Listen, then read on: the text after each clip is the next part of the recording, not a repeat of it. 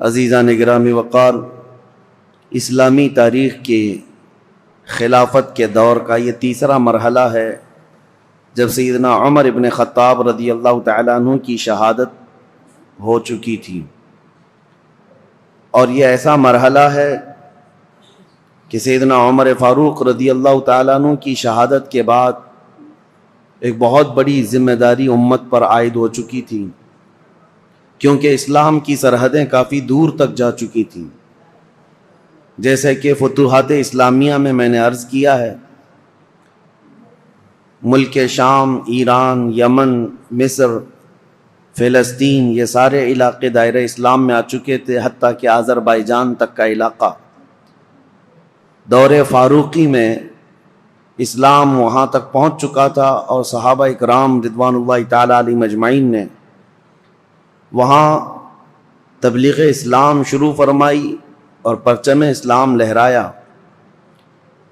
اب 10 سال خلافت کے امور پر فائز رہنے کے بعد جب سیدنا عمر فاروق رضی اللہ تعالیٰ عنہ شہید ہوئے تو اب خلافت کا مسئلہ آتا ہے، کیونکہ سب سے اہم مسئلہ خلیفہ کا چننا، اپنے امیر کو مقرر کرنا، اور سارے لوگ اس سے راضی رہیں، یہ بہت اہم مسئلہ ہوتا ہے۔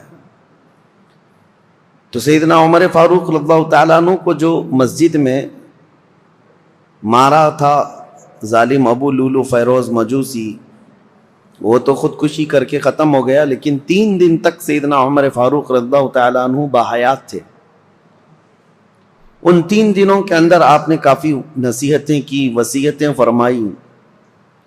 ان میں سے ایک وصیت یہ بھی تھی کہ آپ نے ایک شورا قائم کی تھی 6 صحابہ کی۔ اب خلیفہ کا انتخاب سب سے پہلے کیسے ہوا آپ کو میں بتاتا ہوں۔ اس سے قبل 2 خلیفہ عام مسلمانوں کی رائے سے متفق سب تھے، اس بات پر خلیفہ کا انتخاب ہوا، جیسے حضرت ابو بکر صدیق رضی اللہ تعالیٰ عنہ کا ہوا، اور حضرت عمر فاروق رضی اللہ تعالیٰ عنہ کا بھی۔ تمام صحابہ اس وقت جتنے موجود تھے، مہاجرین انصار، سب کا اتفاق تھا۔ یہ اور بات ہے کہ حضرت عمر فاروق کے متعلق حضرت ابو بکر صدیق رضی اللہ تعالیٰ عنہ نے پہلے سے اعلان کر دیا تھا۔ اب حضرت عمر کی شہادت کے بعد، بلکہ حضرت عمر نے اپنی شہادت سے پہلے 6 بڑے صحابہ جو عشرہ مبشرہ میں سے ہیں، جو رسول اللہ کے نہایت قریبی صحابہ تھے، ان کو طلب فرمایا۔ ان میں حضرت طلحہ ہیں، حضرت زبیر ہیں، حضرت سعد بن ابی وقاص ہیں، حضرت عبد الرحمن بن عوف ہیں، اور پھر حضرت عثمان غنی اور حضرت علی ابن ابی طالب کرم اللہ وجہہ الکریم۔ یہ 6 صحابہ عشرہ مبشرہ میں سے ہیں۔ ان کے متعلق رسول اللہ صلی اللہ علیہ وسلم نے دنیا میں ہی جنت کی بشارت دی ہے، اور یہ معزز تھے، سابقین اولین میں سے تھے، یعنی سب سے پہلے اسلام لانے والوں میں سے تھے۔ حضرت عمر فاروق رضی اللہ تعالیٰ عنہ نے ان 6 سے کہا کہ تم سب اتفاق رائے سے مسلمانوں کے لیے امیر کا انتخاب کر لینا، کسی خلیفہ کا انتخاب کر لینا، اور زیادہ دن تک مسلمانوں کو الجھن کا شکار ہونے نہ دینا۔ یہاں تک کہ حضرت مغیرہ بن شعبہ رضی اللہ تعالیٰ عنہ ایک صحابی ہیں، ان کو، حضرت ابو موسیٰ اشعری ایک صحابی، ان کو حضرت عمر فاروق رضی اللہ تعالیٰ عنہ نے ایک گھر کے دروازے پر جمع کر دیا تھا۔ یہ 6 صحابہ اندر ہیں، اور کچھ مہاجرین اور انصار صحابہ ہیں، کہ کسی بھی باہر والے شخص کو یہاں اندر آنے نہ دینا جب تک کہ یہ لوگ خلیفہ کا انتخاب نہ کر لیں، فتنہ ہو سکتا ہے۔ نئے لوگوں کا شامل ہونا فتنے کا سبب بنتا ہے۔ حضرت عمر فاروق رضی اللہ تعالیٰ عنہ کی یہ بڑی دور اندیشیاں ہیں۔ میں ابھی اور بھی آپ کو بتاؤں کہ ان کی سیاست کیسی تھی حضرت عمر فاروق کی، جس کی وجہ سے معاملات کتنے ٹھیک ٹھاک تھے۔ 6 لوگوں کے اوپر آپ نے یہ ذمہ داری چھوڑی۔ اب انتخاب کیسے ہوا، خلیفہ کو کیسے منتخب کیا گیا، کیسے الیکٹ کیا گیا یا سیلیکٹ کیا گیا؟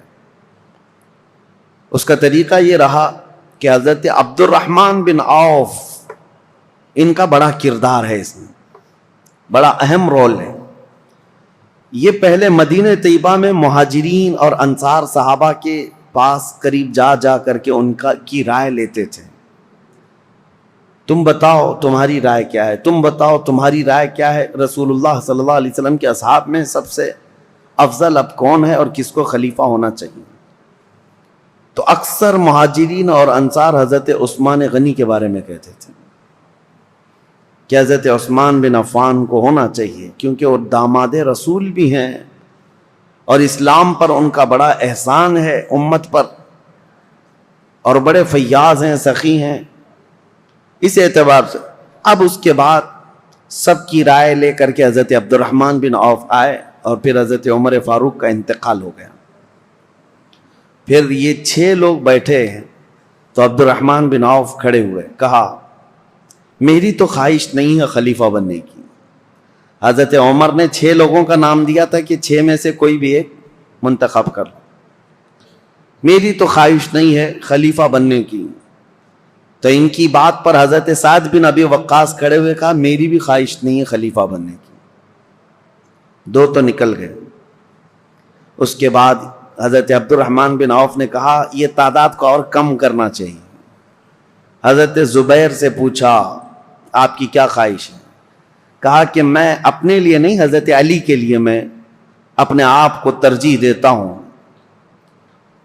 سجیسٹ کیا کہ میری طرف سے حضرت علی کرم اللہ وجہہ الکریم. حضرت طلحہ سے پوچھا گیا آپ کی کیا رائے ہے؟ انہوں نے کہا میں اپنی جو خواہش ہے یا میرے خلیفہ بننے کی اگر کسی نے امید رکھا ہو تو میں یہ سارا قربان کرتا ہوں حضرت عثمان غنی کے ہاتھ پر. 2 اور کم ہو گئے. حضرت طلحہ نے کہا میری خواہش نہیں ہے, میں حضرت عثمان کو سجیسٹ کرتا ہوں. اور حضرت زبیر نے کہا میں حضرت علی کو سجیسٹ کرتا ہوں. 4 کم ہو گئے یہ 6 کی شورا کی جماعت میں. پہلے 2 تو انہوں نے کہا ہم خلیفہ کے امیدوار ہے ہی نہیں. تو جب یہ 4 پیچھے ہٹ گئے تو اب حضرت علی اور حضرت عثمان 2 بچے تھے. حضرت عبد الرحمن بن عوف, اب ان دونوں کے درمیان کسی کو منتخب کرنا ہے. تو پہلے حضرت عثمان غنی کے پاس گئے, نہیں پہلے حضرت علی کرم اللہ وجہہ الکریم کے پاس گئے. کہا میں اللہ کے احکام اور رسول اللہ کی سنت پر اور آپ سے ہم سے پہلے جو گزر چکے 2 خلفاء کی سنت پر آپ سے بیعت لینا چاہوں, تو آپ کا کیا ارادہ ہے؟ حضرت علی رضی اللہ تعالیٰ عنہ نے فرمایا دیکھا جائے گا. آپ نے اتنا ہی جواب دیا. اور اس کے بعد حضرت عبد الرحمن بن عوف نے کہا کہ اگر میں آپ کی بیعت نہ کروں, حضرت علی سے پوچھا آپ حقدار ہیں, ابھی امیدوار ہیں؟ حضرت عبد الرحمن بن عوف خود کہتے ہیں اگر میں آپ کی بیعت نہ کروں تو آپ میرے لیے کس کو مشورہ دیں گے آپ کے علاوہ؟ حضرت علی نے کہا اگر آپ میرے ہاتھ پہ نہیں بیعت کرنا چاہتے ہیں تو میں مشورہ دیتا ہوں کہ عثمان بن عفان کے ہاتھ پہ بیعت کرو. حضرت عبد الرحمن بن عوف پھر حضرت عثمان کے پاس آئے, کہا میں اللہ کے احکام اور رسول اللہ کی سنتوں پر اور 2 پیشتر خلفاء کی سنتوں پر آپ سے بیعت لینا چاہوں. تو حضرت عثمان غنی نے کہا ٹھیک ہے, انہوں نے منظوری دی. پھر حضرت عثمان غنی سے حضرت عبد الرحمن بن عوف نے یہ پوچھا کہ اگر میں آپ سے بیعت نہ کروں, آپ حقدار ہیں, آپ خلافت کے مستحق ہیں, اس کے باوجود اگر میں آپ کے ہاتھ میں بیعت نہ کروں تو میرے لیے کسی دوسرے آدمی کے متعلق آپ مشورہ دے سکتے ہیں, میں کس کے ہاتھ میں بیعت دوں؟ حضرت عثمان غنی نے کہا اگر آپ میرے ہاتھ پہ بیعت نہیں ہونا چاہتے تو میں مشورہ دیتا ہوں علی بن ابی طالب کے ہاتھ پہ ہو جائے. یہ الگ الگ لے جا کر کے حضرت عبد الرحمن بن عوف نے پوچھا تھا, ان کو الگ لے جا کر, ان کو الگ لے جا کر. اور اس کے بعد پھر یہ بھی پوچھا تھا دونوں سے کہ اگر آپ کے ہاتھ پر بیعت نہ کی جائے تو کیا آپ کو اس کا خلق ہوگا؟ کہا قطعاً نہیں ہوگا, اس بات کا نہ غم ہوگا نہ قلق ہوگا. اس کے بعد حضرت عبد الرحمن بن عوف, مہاجرین اور انصار سب جماعت موجود تھی, اس جماعت کے درمیان آئے اور یہ 6 صحابہ عشرہ مبشرہ یہ بھی آئے. تو حضرت عبد الرحمن بن عوف نے اپنا سارا ماجرا بتایا کہ لوگوں سے میں نے معلوم کیا, اور اس کے بعد حضرت علی سے بھی میں نے پوچھا, حضرت عثمان سے بھی پوچھا. لوگوں نے پوچھا کہ کیا معلوم کیا؟ کیا پوچھا آپ نے لوگوں سے اور کیا آپ کو نتیجہ ملا؟ تو حضرت عبد الرحمن بن عوف نے کہا جو مجھے نتیجہ ملا وہ یہ ہے کہ حضرت عثمان کا ہاتھ پکڑتے ہیں اور کہتے ہیں میں اللہ اس کے رسول کے احکام پر ان کے ہاتھ پر بیعت کرتا ہوں۔ عبد الرحمن بن عوف رضی اللہ تعالیٰ عنہ کی بڑی عزت تھی۔ آپ نے جیسی ہی بیعت کیا، سیکنڈ نمبر پر سب سے پہلے حضرت علی کرم اللہ وجہہ الکریم نے بیعت کیا، کہا کہ ہم حضرت عثمان ابن عفان کو خلیفہ برحق تسلیم کرتے ہیں۔ اور اس کے بعد جوق در جوق مہاجرین اور انصار صحابہ کے جتنے بھی جماعتیں تھی، طبقے تھے، سبوں نے حضرت عثمان غنی کے ہاتھ پر بیعت کر لیا، اور بالاتفاق صحابہ کا اجماع ہوا اس بات پر، حضرت عثمان غنی کے ہاتھ پر سبوں نے بیعت کیا۔ لیکن ایک مسئلہ تھا، حضرت عثمان غنی رضی اللہ تعالیٰ عنہ خلیفہ تو مقرر ہو گئے، اس خلیفہ کے انتخاب میں تقریباً 15 سے 20 دن کا عرصہ گزر گیا۔ جب حضرت عثمان غنی رضی اللہ تعالیٰ عنہ تشریف لائے تو چونکہ آپ کی ولادت سے لے کر کے اب تک کے حالات اس سے قبل آپ نے سنا ہوگا، پھر مختصر میں آپ کو بتاؤں۔ مکہ مکرمہ میں شریف النفس تھے، طبیعت کے بڑے خلیق مزاج، اعلیٰ اخلاق کے تھے، شرم و حیا کے پیکر تھے۔ جہالت کے زمانے میں بھی کبھی آپ نے بتوں کی پوجا نہیں کی، نہ کبھی شراب نوشی کی، نہ کبھی جوا کھیلا، نہ کبھی گانا گایا۔ عربوں میں تو یہ سب چیزیں مشہور تھیں۔ اسلام لانے سے پہلے بھی آپ پاک باز تھے، عفت شعار تھے۔ حضرت عثمان خود کہتے ہیں کہ میں اسلام میں 3 نمبر پر داخل ہوا ہوں، اور حضرت ابوبکر صدیق رضی اللہ تعالیٰ عنہ کی تبلیغ پر 3 نمبر پر اسلام لانے والے حضرت عثمان غنی ہیں۔ اور عجیب اتفاق ہے کہ رسول اللہ کے بعد 3 نمبر پر خلیفہ بننے والے بھی عثمان ابن عفان، اسلام میں آنے میں بھی آپ کا 3 نمبر ہے، اور خلفائے راشدین میں بھی آپ کا 3 نمبر ہے۔ حضرت عثمان غنی رضی اللہ تعالیٰ عنہ حضور صلی اللہ تعالیٰ علیہ وسلم کے اصحاب الفیل کا جو واقعہ پیش ہے اس کے 7 سال بعد پیدا ہوئے تھے۔ 7 سال بعد، بعض حضرات نے کہا 6 سال بعد پیدا ہوئے، حضور صلی اللہ تعالیٰ علیہ وسلم کی بعثت کے 6 سال بعد پیدا ہوئے۔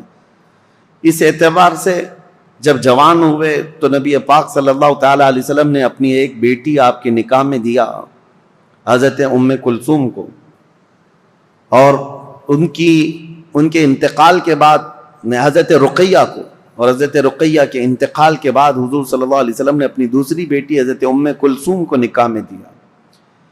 اور یہ حضرت عثمان غنی رضی اللہ تعالیٰ عنہ کے متعلق میرے آقا صلی اللہ علیہ وسلم کا فرمان علی شان ہے۔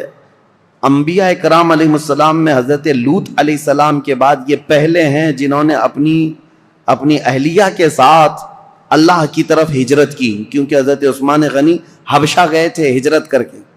جو 70 صحابہ ہجرت کر کے گئے تھے مکہ سے، مدینے کی ہجرت سے پہلے ایک اور ہجرت ہوئی ہے، 70 کے قریب صحابہ، اور اس میں عورتیں بھی تھیں۔ اس میں حضرت عثمان غنی رضی اللہ تعالیٰ عنہ اور ان کی اہلیہ محترمہ حضور صلی اللہ علیہ وسلم کی زوجہ، حضور صلی اللہ علیہ وسلم کی بیٹی، یہ ہجرت کر کے حبشہ گئے تھے۔ اس پر ان کی بڑی فضیلت ہے، ان کو صاحب الہجرتین کہا جاتا ہے، 2 ہجرتوں والا، اور ذو النورین کہا جاتا ہے کہ 2 نور والا۔ اور حضور اکرم صلی اللہ تعالیٰ علیہ وسلم نے یہ بھی فرمایا اب تک روئے زمین پر کوئی ایسا شخص نہیں جس کے عقد میں ایک نبی کی 2 بیٹیاں آئی ہوں سوائے عثمان بن عفان کے۔ حضرت عثمان غنی رضی اللہ تعالیٰ عنہ کے نکاح میں آئی، ایک کے انتقال کے بعد دوسری۔ اور نبی پاک صلی اللہ تعالیٰ علیہ وسلم یہ بھی فرماتے اگر میری 100 بیٹیاں ہوتی ایک کے بعد دیگرے اگر انتقال کر جاتی تو سب میں عثمان کے نکاح میں دیتا۔ حضرت عثمان غنی کے متعلق میرے آقا یہ بھی فرماتے یہ میرے دادا، میرے جد امجد حضرت ابراہیم علیہ السلام سے ملتے جلتے ہیں۔ اور یہ بھی فرمایا کہ عادتوں میں، خصلتوں میں حضرت عثمان کے متعلق میرے آقا فرماتے کہ یہ میری عادتوں سے بہت ملتے جلتے ہیں۔ تو یہ رہے ان کے فضائل، یہ رہے ان کے اوصاف، ان کے کمالات۔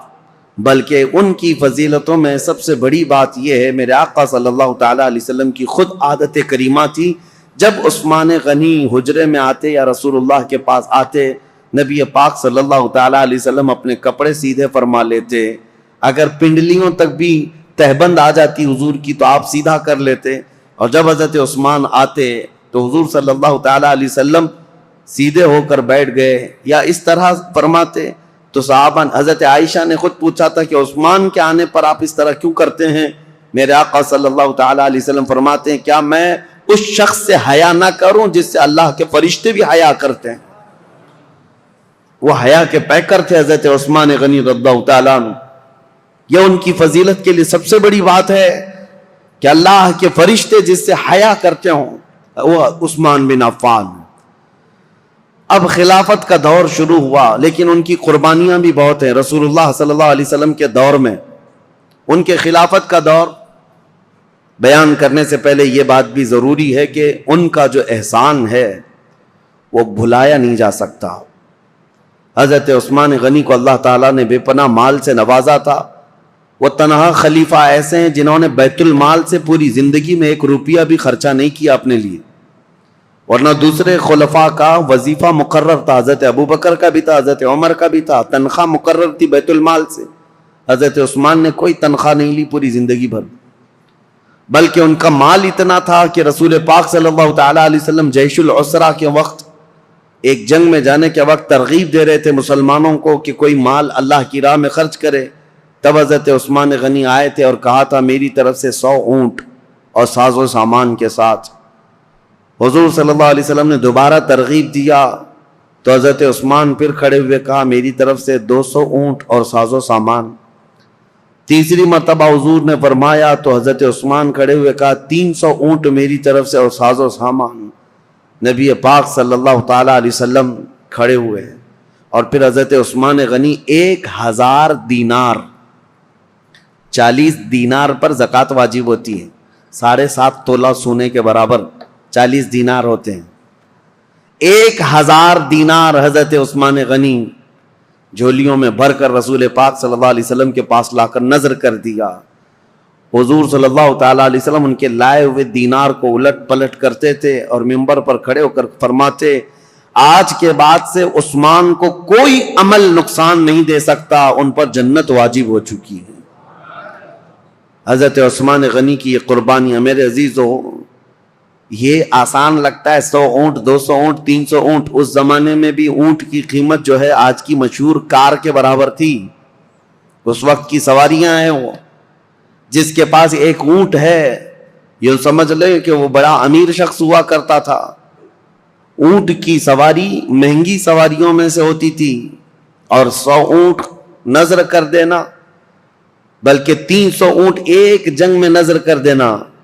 ایک تاریخ داں ہیں، مورخ ہیں، انہوں نے اس زمانے کے کیلکولیشن کے اعتبار سے اس وقت کی جو بھی اماؤنٹ انہوں نے دی تھی حضرت عثمان غنی نے، اس کو کمپیئر کر کے بتایا ہے کہ اس دور میں حضرت عثمان غنی کا دیا ہوا دان، دیا ہوا صدقہ، قیمت اور اس کی مالیت اگر کمپیئر کی جائے تو اس زمانے کے 1 ارب 20 کروڑ روپیہ بنتے ہیں.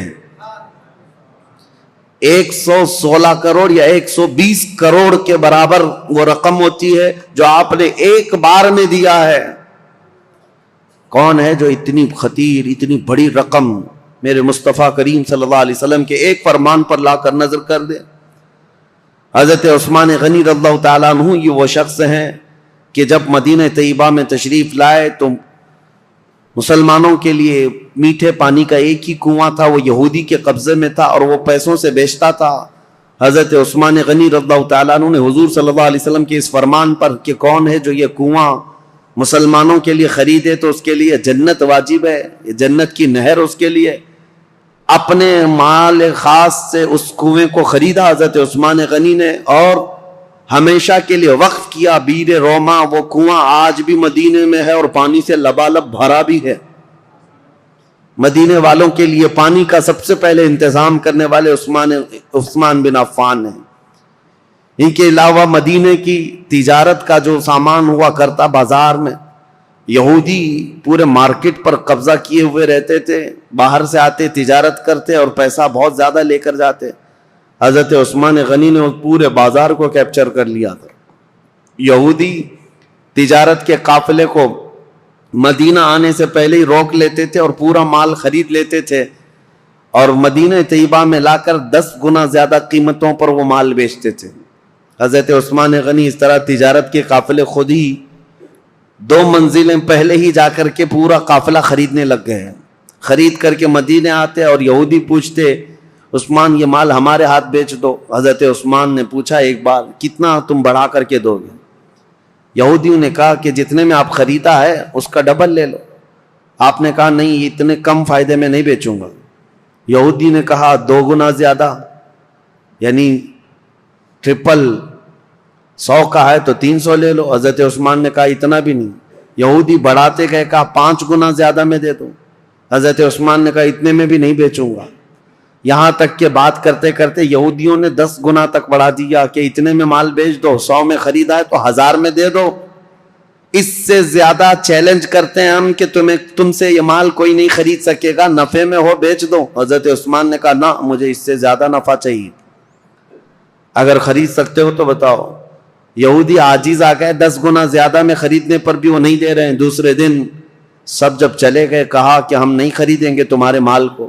حضرت عثمان غنی مدینہ طیبہ میں ایک میدان میں وہ پورا غلہ اناج اور قافلے کا تجارت کا سامان سب اتارتے ہیں. اہل مدینہ کو آواز دیتے ہیں جس کو جو ضرورت ہے جتنی ضرورت ہے وہ اس مال سے لے جا سکتا ہے. انفاق فی سبیل اللہ, جتنوں کو ضرورت تھی سبوں نے مال لے لیا. یہودی آئے اور پوچھا کہ کیا عثمان تم نے مال بیچ دیا؟ کہا ہاں. کتنے نفع میں؟ کہا میرے رب کے ہاتھ میں 70 گنا زیادہ نفع میں بیچ دیا. کیونکہ اللہ تعالیٰ نے فرمایا ہے کہ جو اللہ رب العزت کی راہ میں ایک خرچ کرے اللہ تعالیٰ اس کو 70 گنا زیادہ عطا کرتا ہے. میں نے بہت بڑا سودا کیا جو تمہاری حیثیت نہیں ہے دینے کی. یہ عثمان ابن عفان ہیں. اب آئیں, یہ خصائل اور یہ اوصاف حمیدہ ان کے سنانے بہت ضروری تھے. اس کی وجہ کیا ہے کہ بعد میں آنے والے حالات اس پر آپ کی نظر ہونی چاہیے کہ حضرت عثمان غنی کا تذکرہ ہو رہا ہے تو ایک عام آدمی کا ذکر نہیں ہو رہا ہے. ان کے اپنے کمالات ہیں, ان کی خصلتیں ہیں, ان کی بہت ساری ان کی اسپیشلٹی, یہ سب چیزیں معلوم ہونی چاہیے. اب آگے چلتے ہم دور عثمانی پر. حضرت عثمان غنی رضی اللہ تعالیٰ عنہ جیسے ہی خلافت کے منبر پر کھڑے ہوئے آپ کے لیے بڑے چیلنجز تھے. پہلا خطبہ آپ نے جو دیا وہ خطبہ یہ تھا کہ آپ نے اللہ اس کے رسول کے احکامات کی تعلیم اور تلقین کی اور اللہ سے ڈرایا لوگوں کو. اس کے بعد بول نہ سکے, کپ کپی آئی جسم میں اور کہا کہ اے لوگوں, کسی بھی آدمی کے لیے پہلی مرتبہ گھوڑے پر سوار ہونا بہت مشکل ہوتا ہے. پہلی مرتبہ گھوڑے پر سوار ہونا بہت مشکل ہوتا ہے اور وہ سواری نہیں کر پاتا. مجھے تم سبوں نے اس خلافت کے بوجھ پر یا خلافت کے تخت پر سوار کر دیا ہے. اور رہی بات خطبہ دینے کی, میرے پورے خاندان میں کوئی خطیب نہیں ہے. جیسی جیسی ذمہ داریاں آئیں گی میں خطبہ دے دوں گا. آج کے لیے اتنا ہی کافی ہے. اللہ کے فرائض پر عمل کرو, رسول اللہ کی سنتوں پر چلو. یہ کہہ کر کے آپ اتر آئے. اب دیکھیں چیلنجز کیا کیا تھے آپ کے زمانے میں جن سے آپ کو فیس کرنا تھا. سب سے پہلا دن تھا خلافت کا, تبھی آپ کے متعلق یہ بات آئی کہ حضرت عمر کے ایک بیٹے تھے عبید اللہ. حضرت عمر ابن خطاب فاروق اعظم کے بیٹے عبید اللہ. ہوا یہ تھا کہ حضرت عمر کو جس نے شہید کیا وہ ابو لولو فیروز مجوسی, وہ تو خود تلوار سے اپنے آپ کو مار کر مر گیا, خودکشی کیا. لیکن حضرت عبید اللہ کو یہ شک تھا کہ اس کے ساتھ اور بھی لوگ تھے, تو 2 لوگوں کو انہوں نے پکڑ لیا جو 2 باہر سے آئے ہوئے تھے, اور اس شک میں حضرت عبید اللہ نے وہ دونوں کو بھی قتل کر ڈالا کہ میرے باپ کے قاتل ہیں. یہ حضرت عمر کے قتل میں منصوبوں میں یہ شریک تھے, کیونکہ اس دن فجر کی نماز کی پہلی صف میں وہ 2 لوگ بھی موجود تھے. حضرت عبید اللہ نے قتل کر دیا دونوں.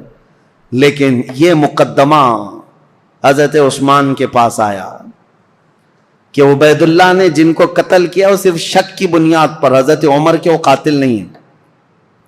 اب وہ دونوں کے خاندان کے لوگ بھی موجود تھے. سبوں نے کہا ان کا حضرت عمر کے قتل سے کوئی لینا دینا نہیں, لیکن ان کو عمر بن خطاب کے بیٹے نے قتل کر دیا ہے. حضرت عثمان نے ان کو طلب کیا عبید اللہ کو, وہ حضرت عبیداللہ کو کھڑا کیا گیا، فیصلہ کیا کرنا ہے۔ صحابہ اکرام سے آپ مشورہ لیتے رہے کہ ان کے متعلق کیا کیا جائے، انہوں نے 2 لوگوں کا قتل کیا ہے۔ تو صحابہ نے کہا قتل کا قصاص قتل ہے، قصاص لینا ہوگا، 2 کو انہوں نے مارا ہے، بدلے میں ان کو جان دینی پڑے گی۔ حضرت عثمان غنی نے کہا دیکھو وہ دونوں خاندان کے لوگ جن کے 2 مرد تم نے قتل کیے، اس کے بدلے میں اب تمہارا قتل ہوگا۔ لیکن کچھ صحابہ آئے اور کہا عثمان ابن عفان سے، کہا یہ کیسی بات ہے کہ ابھی ابھی خلیفہ برحق عمر ابن خطاب کا انتقال ہوا، ان کے گھر والوں کے لیے بڑا صدمہ ہے کہ وہ بھی قتل ہوئے ہیں، شہید ہوئے ہیں، اور آج ہم ان کے بیٹے کو قتل کر رہے ہیں قصاص میں۔ حضرت عثمان طبیعت کے بڑے نرم مزاج ہیں، پہلے خلیفہ سے بالکل برعکس، یعنی حضرت عمر کے سے مزاج میں ان کا مزاج زمین آسمان کا فرق ہے۔ حضرت عثمان غنی رضی اللہ تعالیٰ عنہ نے وہ دونوں مقتول جو تھے، قتل ہوئے تھے، ان کے خاندان والوں سے کہا کہ اگر تم بدلے میں قصاص میں جان کے بدلے کوئی اور چیز طلب کرنا چاہو تو بتاؤ۔ انہوں نے کہا ہمیں مال کی ضرورت ہے۔ حضرت عثمان نے جتنا انہوں نے طلب کیا تھا اس کا 10 گنا بڑھا کر کے اپنے جیب خاص سے وہ دونوں کے قتل کی دیت عطا کر دی۔ خون بہا اس کو کہا جاتا تھا، اور قتل کے بدلے میں یہ فدیہ دے کر کے ان کو آزاد کر، ان کو رخصت کر دیا۔ اس طرح حضرت عبیداللہ بن عمر کو بھی انہوں نے بچا لیا۔ یہ پہلا مقدمہ تھا جو حضرت عثمان ابن عفان کی خلافت کے دور میں پیش آیا۔ لیکن اس مقدمے کا چرچا سب جگہ پھیلا کہ آپ کا یہ عدل تھا کہ حضرت عثمان غنی رضی اللہ تعالیٰ عنہ نے مقتولین کے گھر بھی بھاری بھرکم معاوضہ پہنچایا اور حضرت عمر ابن خطاب کے گھرانے کو بھی بچا لیا۔ یہ حالات زیادہ دن تک نہیں چلے۔ بہرحال اب مجھے یہ بتانا ضروری ہے کہ حضرت عثمان ابن عفان رضی اللہ تعالیٰ عنہ طبیعت کے نرم مزاج تھے۔ جب آپ خلافت پر بیٹھے تھے اس وقت تو آپ کی عمر 70 سال کے قریب تھی۔ حضرت عثمان غنی رضی اللہ تعالیٰ عنہ 70 سے اوپر تھی۔ 70 سال کی عمر کے بعد آپ کو خلافت پر فائز کیا گیا ہے۔ آپ نے اپنے دور میں جو فوجیں بھیجی اور بہت سارے جو ممالک اسلامیہ یعنی دوسرے ممالک جو اسلام میں آئے ان کی بھی ایک لمبی فہرست ہے۔ پہلا تو یہ ہے کہ حضرت عثمان ابن عفان رضی اللہ تعالیٰ عنہ کے دور میں اسپین، جو اس زمانے میں اندلس کہا جاتا تھا، آج کا اسپین، یہ حضرت عثمان غنی کے دور میں فتح ہوا۔ اور اسلامی فوجوں میں سب سے پہلے فوجیں پہلے میدان میں اتر کر کے لڑتی تھیں، لمبا سفر کیا ہے صحابہ نے۔ امیر معاویہ رضی اللہ تعالیٰ عنہ جو ملک شام کے گورنر تھے، حضرت عمر کے زمانے سے چل رہے تھے، حضرت امیر معاویہ وہ ملک شام دمشق کے والی تھے، گورنر تھے۔ ان کی ایک خواہش تھی کہ قبرص جو آج ترکی کا حصہ ہے، سائپرس جس کو کہتے ہیں یا قبرص، یہ وہی علاقے ہیں۔ اب یہ یورپ کی سرزمین پر آتے، یہاں تک جانے کے لیے سمندر کا سفر کر کے ہی جانا پڑتا، خشکی سے نہیں۔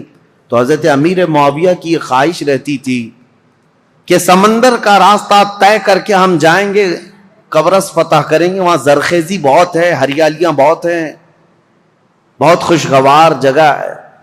حضرت عمر فاروق رضی اللہ تعالیٰ عنہ نے صحابہ کو بلایا اور پوچھا کہ کشتی کا سفر کیسا ہوگا۔ اس وقت تک صحابہ سمندر کی کشتی کا سفر کر کے لمبا فاصلہ طے کر کے کہیں گئے نہیں جنگ کے لیے۔ تو حضرت عمر نے جب یہ مشورہ لیا تو جس صحابی نے پوری ڈیٹیل بتائی وہ ایسی تھی کہ ایک بہت بڑا جانور ہے، کشتی کے بارے میں ایک بہت بڑا جانور ہے اور اس پر بیٹھنے والے کیڑوں کی طرح ہے، اور یہ لکڑا اگر پلٹ گیا تو سب غرق ہو جائیں گے، اور چلتا رہا تو سب لوگ چمکتے رہیں گے۔ اس طرح کشتی کے بارے میں انہوں نے بتایا، کشتی کا سفر فائدہ کم ہے، نقصان بہت زیادہ ہے۔ حضرت عمر رضی اللہ تعالیٰ عنہ نے فوراً ہی کہا تھا میں مسلمانوں میں سے کسی بھی جماعت کو ایسے سخت سفر پر روانہ کرنے کے لیے بالکل منظوری نہیں دے سکتا۔ تو حضرت عمر کے پورے دور میں سمندر کے سفر پر صحابہ کو کبھی بھیجا نہیں گیا تھا، جبکہ حضرت امیر معاویہ کی بڑی خواہش تھی کہ سمندر کا سفر طے کر کے جائیں گے اور اس علاقے کو بھی فتح کر کے دائرہ اسلام میں داخل کریں گے. ان کو اجازت کبھی نہیں ملی. اب حضرت عثمان کا دور آیا تو چونکہ حضرت امیر معاویہ حضرت عثمان غنی رضی اللہ تعالیٰ عنہ کے رشتہ داروں میں سے بھی ہیں، اور ایک بڑا الزام حضرت عثمان غنی پر یہی ہے کہ وہ رشتہ داروں کا بہت خیال کرتے تھے اور ان کو بہت زیادہ نوازتے تھے. یہ بات حقیقت ہے کہ حضرت عثمان غنی اپنے رشتہ داروں کے لیے بہت نرمی رکھتے اور اپنے مال سے بہت زیادہ ان کی مدد کیا کرتے تھے، لیکن ان رشتہ داروں میں کچھ تو نااہل بھی نکلے، کچھ نااہل بھی نکلے. بہرحال حضرت عثمان غنی رضی اللہ تعالیٰ عنہ نے حضرت امیر معاویہ کی اس درخواست کو منظور کر لیا کہ کشتی کا سفر کر کے یہ قبرص جائیں گے، ترکی کا سفر. یہ سب سے پہلے مسلمانوں کی جماعت ہے جو کشتی میں سوار ہو کر کے جا رہی ہے، لیکن ساتھ میں حضرت عثمان نے یہ پابندی لگائی تھی کہ کسی بھی مسلمان کو زور زبردستی جہاد میں شریک نہیں کیا جائے گا. جس کی مرضی ہوگی وہ امیر معاویہ کی عمارت میں ان کی سپہ سالاری میں جا سکتا ہے. تو کسی کے اوپر بھی سختی کے ساتھ یہ حکم نہیں لگایا گیا. حضرت امیر معاویہ نے اعلان کیا جتنے مسلمان ساتھ ہوئے گئے، لیکن قبرص کے علاقے کے لوگ، سائپرس کے لوگ ٹھنڈے مزاج کے لوگ تھے، وہ جنگ اور جدال کو پسند کرنے والے لوگ نہیں تھے. انہوں نے بغیر جنگ کے اپنا سارا علاقہ حضرت امیر معاویہ کے حوالے کر دیا. قبرص، سائپرس، یہ ترکی کے جو علاقے ہیں یہ فتح ہوئے اور وہاں پرچم اسلام لہرانے لگا، اور اس زمانے سے لے کر آج تک پرچم اسلام لہرا رہا ہے. سمندر کے باہر اسلامی فوجیں جو پہنچیں سمندر کو کراس کر کے، یہ حضرت عثمان غنی کے دور میں ہوا. اب یہاں سے قبرص پر جیسے ہی مسلمان آئے، اس کے بعد پھر کوئی علاقہ بچا نہیں، وہاں سے طبرستان، پھر اس کے بعد جرجان، رشیا میں پہنچ گئے. رشیا کے وہ علاقے جو آج ازبکستان وغیرہ کہے جاتے ہیں، اس زمانے میں یہ سمرقند، بخارا، نیشاپور کے نام سے تھے. اب مسلمان فوجیں وہاں تک بھی پہنچ گئیں، سمرقند، بخارا، نیشاپور، یہ سب علاقے فتح ہوتے ہوتے رشیا جو آج کے دور کا رشیا ہے، اس کے بیچوں بیچ مسلمان پہنچ چکے تھے دور عثمان ابن عفان میں. میرے عزیزو، مجھے عجیب حیرت ہوتی ہے پڑھ کر کے مسلمانوں کی کوئی سرحد نہیں تھی، وہ نکلتے چلے جاتے تھے، صحراؤں کو عبور کیا، جنگلوں کو پار کیا، سمندروں کو، سب چیزیں انہوں نے پھلانگ دیں اور اسلام کو کہاں سے کہاں لے آئے. ایک خطہ یہ تھا جو یورپ کی سرزمین پر گئے، ایک خطہ ایشیائے کوچک یا پھر رشیا کی طرف جس کو کہیں، اس طرف نکلا صحابہ کا. اب تیسرا ایک طبقہ ہے صحابہ کا جو بہت اہم کردار ادا کیا حضرت عثمان غنی کے زمانے میں. حضرت عثمان ابن عفان رضی اللہ تعالیٰ عنہ کے زمانے میں ایک صحابی ہیں حضرت عبداللہ بن عبید، ان کو سپہ سالاری تھی اور یہ اپنی جماعت لے کر کے سب سے پہلے سارے علاقے پھلانتے ہوئے، عبداللہ بن ابی سرح جو مصر میں آئے تھے، یہاں سے انہوں نے سب سے پہلے جو داخلہ کیا وہ افریقہ کے جنگلات میں اور بربر قوم کے سامنے اسلام کو لے کر پہنچ گئے. اب وہ تاریخ اگر میں آپ کو بتاؤں، بربر قوم کون ہے؟ بربر یہ لفظ ہی مشہور ہو گیا، جب کبھی کوئی بہت زیادہ سختی کرتا ہے تو اس کو کہتے ہیں ظلم و بربریت. ظلم اور بربریت یہ لفظ جو ہے نا مترادف ہے، ہم معنی ہے، ایک ہی معنی کا ہے. یہ جنگلوں میں رہنے والی ایک ایسی قوم جو کپڑے بھی نہیں پہنتی تھی اور انسان خور، آدم خور، انسانوں کا گوشت بھی کھا جانے والی قوم، اور ان کی زبان نہیں، نہ ادھر کبھی انسانوں میں ان کا آنا جانا ہے. وہ جنگلات میں رہنے والی قوم اور ذرا برابر ان کے دل میں رحم نہیں، جس چیز کو دیکھیں مار ڈالیں، بہت سختی کے ساتھ مار ڈالیں، اور نہ ہی کوئی تہذیب، کوئی سلیقہ، نہ کوئی اخلاق. عام سی زندگی گزارتے، جانوروں کی طرح رہتے، بلکہ ان کے ہاں مردوں اور عورتوں کا اختلاط ایسے ہی ہوتا تھا جیسے جانوروں کا ہوتا ہے۔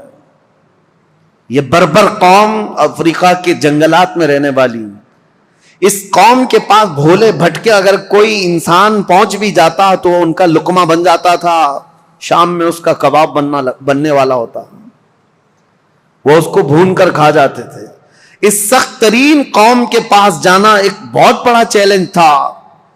رسول پاک صلی اللہ تعالی علیہ وسلم کے عظیم ترین صحابہ جو چٹانوں کے پاس بھی جمے رہ گئے، سمندروں کو بھی انہوں نے پھلانگ دیا، وہ انسانوں کی ایک جماعت سے کیسے پیچھے ہٹتے، وہاں پر بھی پہنچ گئے، افریقہ کی اس بربر قوم کے پاس پہنچے۔ اب آپ کو میں بتاؤں، وہ بربر قوم جو آدم خور تھی، انسانوں کو کھاتی، ظلم ان کا بہت انتہا کو رہتا، وہ اچانک دائرہ اسلام میں آئے، میرے مصطفیٰ کریم صلی اللہ علیہ وسلم کے سچے غلاموں میں شامل ہوئے۔ کیسے یہ انقلاب آ سکتا ہے؟ کبھی آپ سوچیں، ہم نے بہت تحقیق کی کہ ایک نئی قوم کے پاس جانے کے لیے ان کی زبان تو کم سے کم معلوم ہونی چاہیے، ان کو تبلیغ کس زبان میں کریں، اور عربوں کا حال یہ ہے کہ وہ اپنی عربی چھوڑ کر دوسری زبان بولنا ہی نہیں چاہتے۔ آج تک آپ جا کر کے دیکھیں، انگلش میں بولنے کو وہ عیب سمجھتے ہیں، آتی ہے انگلش سمجھتے ہیں لیکن انگلش بولنا نہیں چاہتے، کہتے ہیں نہیں ہماری زبان عربی ہے، باقی سب گونگے ہیں۔ عرب کو آج بھی اپنی زبان پر وہ فخر ہے، وہ دوسری زبانوں کو کچھ بھی اپنے ہاں آنے نہیں دیتے۔ اس بربر قوم کے پاس جو زبان تک نہیں جانتی، صحابہ دین اسلام لے کر کیسے گئے؟ ہم نے معلوم کیا تو اس بربر قوم کو انہوں نے زبان سے نصیحتیں نہیں کی، بلکہ صرف اخلاق رسول سے ان کو اسلام کی طرف مائل کیا ہے۔ صرف میرے آقا صلی اللہ تعالی علیہ وسلم کی خوشبوئیں تھیں جو اس افریقہ کے جنگلات میں رہنے والی قوم کو بھی اسلام کا گرویدہ بنایا۔ یہ دور عثمانی میں افریقہ میں اسلام داخل ہو چکا، افریقہ کے علاقے فتح ہوتے گئے، اور اس کے بعد ایک دو نہیں، آج کے بر اعظم افریقہ، جو افریقہ کا کانٹیننٹل جس کو کہتے ہیں پورا علاقہ، اس کے کئی ممالک ایسے ہیں جو حضرت عثمان غنی رضی اللہ تعالیٰ عنہ کے دور میں پرچم اسلام سے لہراتے رہے، تو آج تک وہ اسلام میں ہیں۔ افریقہ کی سرزمین تک اسلام پہنچ گیا۔ اب یہاں سے افریقہ میں نے 3 علاقے بتائے، ایک ترکی کی طرف قبرص، اور ایک رشیا کی طرف سمرقند، بخارا، نیشاپور، اور تیسرا افریقہ کی سرزمین تک اسلام کو پہنچانے والی جماعتیں حضرت عثمان ابن عفان کے دور کی تھیں، اور سب سے پہلے سمندری سفر طے کر کے جانے والی جماعت بھی حضرت عثمان غنی رضی اللہ تعالیٰ عنہ کے دور کی تھی۔ خلافت کے کل 12 سال آپ کو ملے، حضرت عثمان غنی رضی اللہ تعالیٰ عنہ کو خلافت کے کل 12 سال تھے۔ ان 12 سالوں میں شروع کے 6 سال نہایت ہی اعلیٰ تھے، سب امن و امان، اور سب جگہ اتنے مال کی فراوانی تھی۔ حضرت عثمان غنی کا دور اتنا خوشحال تھا کہ جو مال غنیمت ملتا، حضرت عثمان غنی جو اس میں تقسیم کرتے، تو ایک ایک آدمی کو اس زمانے میں 1-1 لاکھ درہم ملتے تھے، 1-1 لاکھ درہم، جس کی وجہ سے کچھ لوگوں میں نکما پن آ گیا۔ جب مال زیادہ آتا ہے تو کام کرنے کی اور کمانے کی عادت چھوٹنے لگتی ہے، پیسہ زیادہ آ گیا تو اب کیا کریں گے؟ عیش کریں گے۔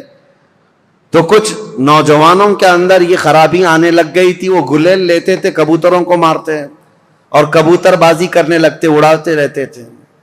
پیسے کا نشہ ہی کھیل کود میں لگا دیتا ہے۔ حضرت عثمان غنی رضی اللہ تعالیٰ عنہ نے اتنا مال تقسیم کیا تھا کہ یہ نکمے ہونے لگے۔ اس کے لیے باضابطہ طور پر ایک آفیسر، ایک وزیر بنایا حضرت عثمان غنی نے، اور اس سخت قسم کے وزیر، وہ صحابی رسول تھے، سب کی گلیلیں پکڑ کر انہوں نے کاٹ دی، اور جتنے کھیلتے تھے کبوتر، ان سب کو قید کیا۔ یہ سختی کے ساتھ آپ نے کبوتر بازی کو بند کیا تھا۔ یہ صرف میں مثال کے لیے بتا رہا ہوں کہ فراوانی اتنی آئی، کشادگی اتنی آئی, خوشحالی اتنی آئی کہ ایک ایک شخص کو 1-1 لاکھ درہم ملا کرتے تھے مال غنیمت سے. اب یہ فراوانی آنے کے بعد ہی, اسی لیے کہتے ہیں نا, جب مال زیادہ ہوتا ہے تو لوگوں میں فتنے بھی بڑھنے لگ جاتے ہیں, فتنے بھی زیادہ ہونے لگتے ہیں. ایک بات آپ یاد رکھنا, اس مسجد کے صدر ٹرسٹی بننے کی بہت زیادہ خواہش ہوتی ہے جس مسجد کی انکم زیادہ ہوتی ہے. بہت سارے لوگوں کا یہ حال ہے, کسی غریب مسجد میں ٹرسٹی بناؤ, دوسرے دن استعفا دے کے بھاگا آئے گا, یہاں تو کچھ ہے ہی نہیں, بلکہ بار بار چندہ کر کر کے امام کو دینا پڑتا ہے, بار بار چندہ کر کے مسجد کو دیکھنا پڑتا ہے. غریب مسجد کا جلدی کوئی بننا نہیں چاہتا. ہاں, جس کی بہت ساری دکانیں ہیں, بہت سارا اس کا انکم کا آنا جانا لگا ہوا ہے, دیکھو کتنے امیدوار ہیں, ہر گلی میں ایک صدر کھڑا ہے. مال زیادہ ہے تو فتنے بھی زیادہ. جب مال زیادہ بڑھنے لگتا ہے تو سب کی آنکھیں بھی کھل جاتی ہیں کہ ہمیں بھی خدمت کرنے کا موقع ملے. سب بات یہی کرتے ہیں, ہم کو بھی خدمت کرنے کا موقع ملے. اس میں کس کی خدمت کا؟ پیٹ کی خدمت کا. یہ موقع بہت سارے لوگوں کو چاہیے ہوتا ہے. اسی لیے سیدنا ابو بکر صدیق اور حضرت عمر کے دور کا یہ حال تھا کہ وہ بیت المال میں 1 درہم بھی بچاتے نہیں تھے, بانٹ کر کے جھاڑو بھی جھاڑ دیتے تھے. یہاں مال رہے گا تو فتنہ نہ ہونے پائے.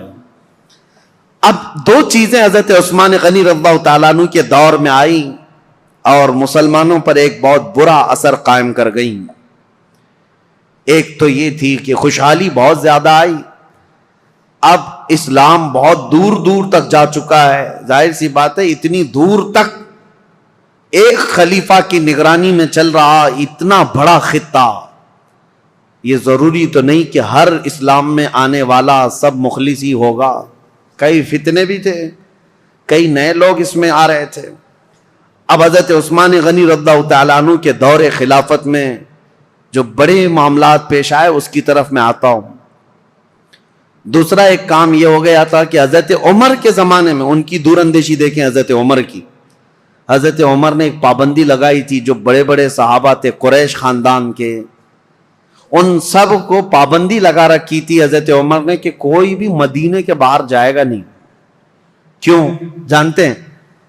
میں پڑھ کر کے حیرت میں تھا کہ حضرت عمر نے یہ پابندی کیوں لگائی تھی. شہزادوں کو بھی پابندی تھی, بڑے صحابہ کو بھی پابندی تھی کہ باہر جائیں گے تو نئے نئے علاقے ہیں, اور رسول اللہ صلی اللہ علیہ وسلم کی رشتہ داری کا اعزاز لے کر یہ سب سر آنکھوں پر بٹھائیں گے اور ان کو اتنا چڑھائیں گے کہ خلیفہ کے خلاف بھڑکا بھی دیں گے, آپ ہی خلیفہ بن جائیں.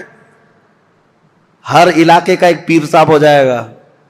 حضرت عمر فاروق نے سب کو مدینے سے باہر جانے پر پابندی لگائی تھی کہ کوئی باہر نہیں جائیں گے.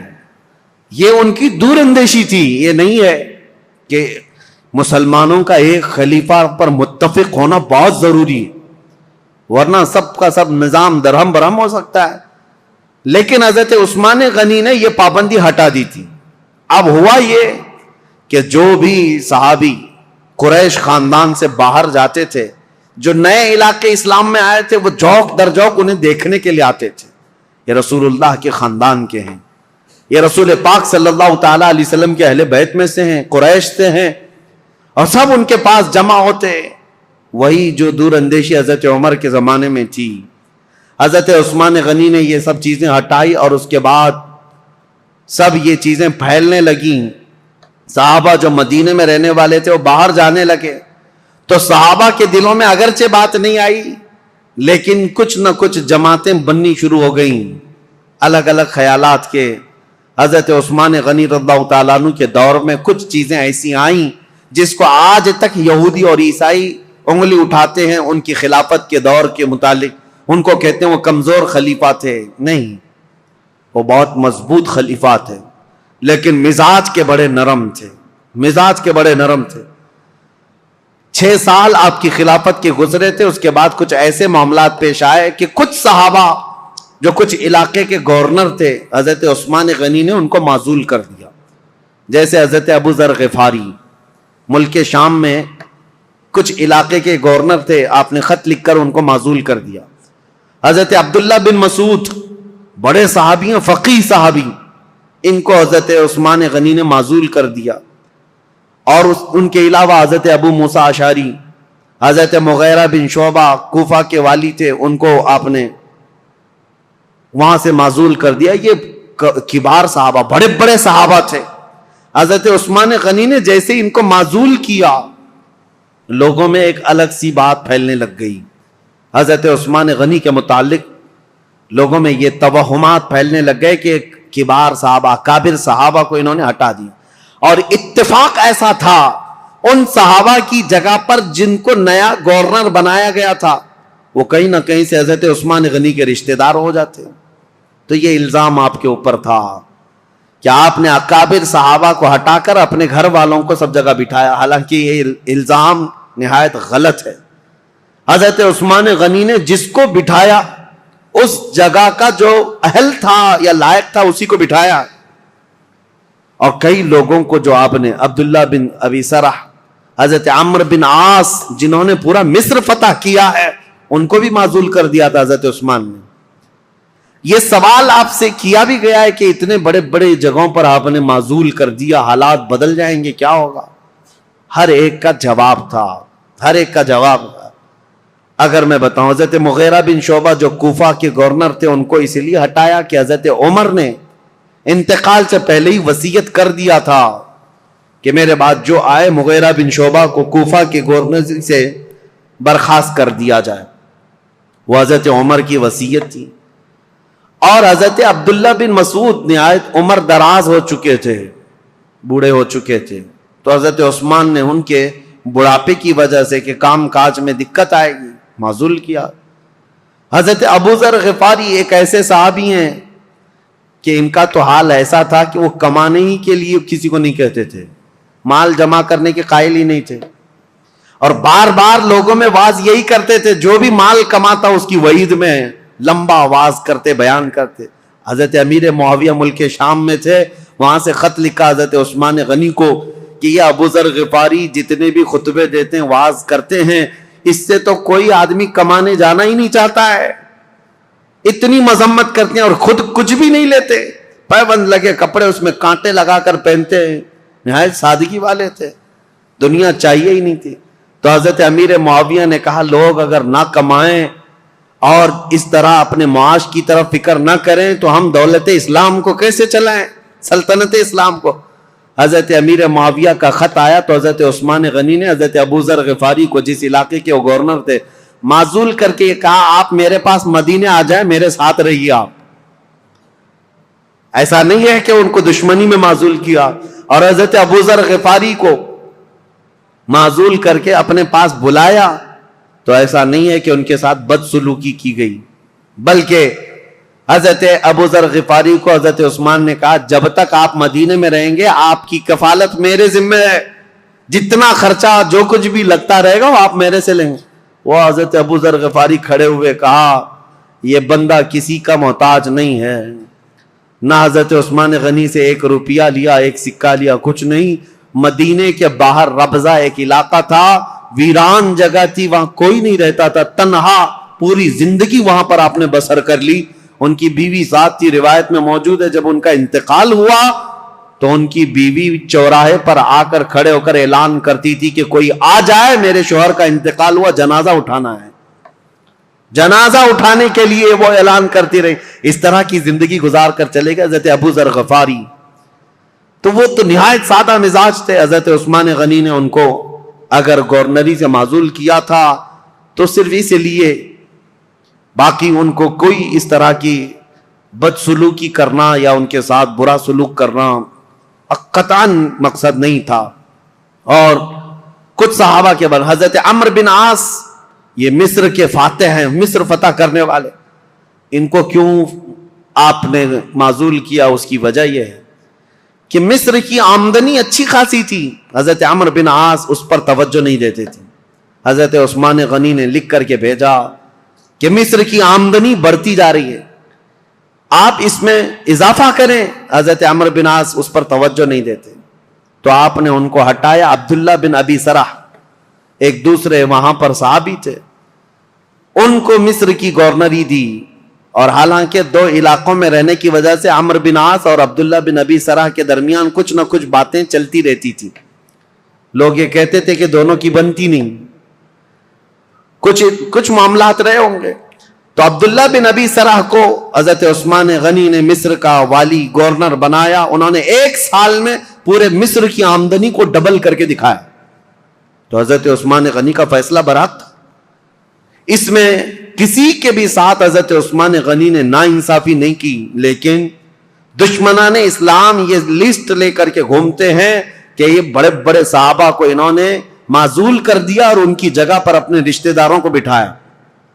حالانکہ عبداللہ بن ابی سرح جن کو گورنر بنایا تھا مصر کا, یہ حضرت عثمان غنی کا رشتہ دار تھے, لیکن چند سال نہیں گزرے ہوں گے حضرت عثمان نے ان کو بھی گورنری سے ہٹایا.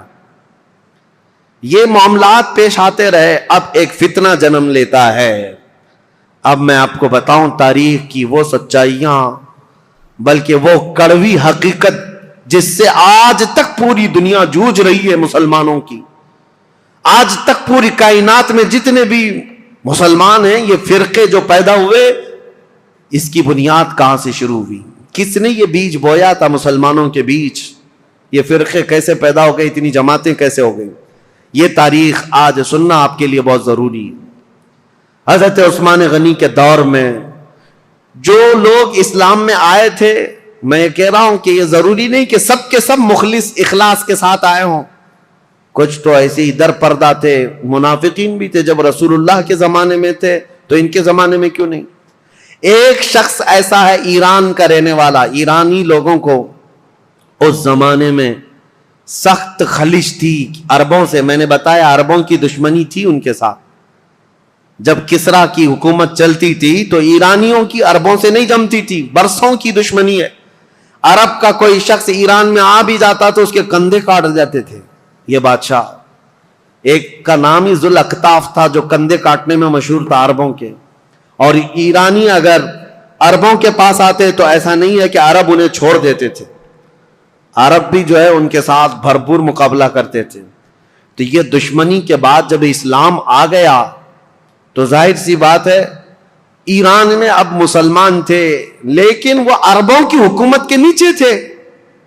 حکومت کون کر رہا تھا ان کے اوپر؟ عرب کر رہے تھے. اور اسی ایران کے رہنے والے ایک باشندے کی بات تاریخ میں نے اس سے قبل بھی بیان کیا, لیکن آج بھی نوجوانوں بہت توجہ سے سننا اور تاریخ کا یہ نام ہمیشہ یاد رکھ لینا.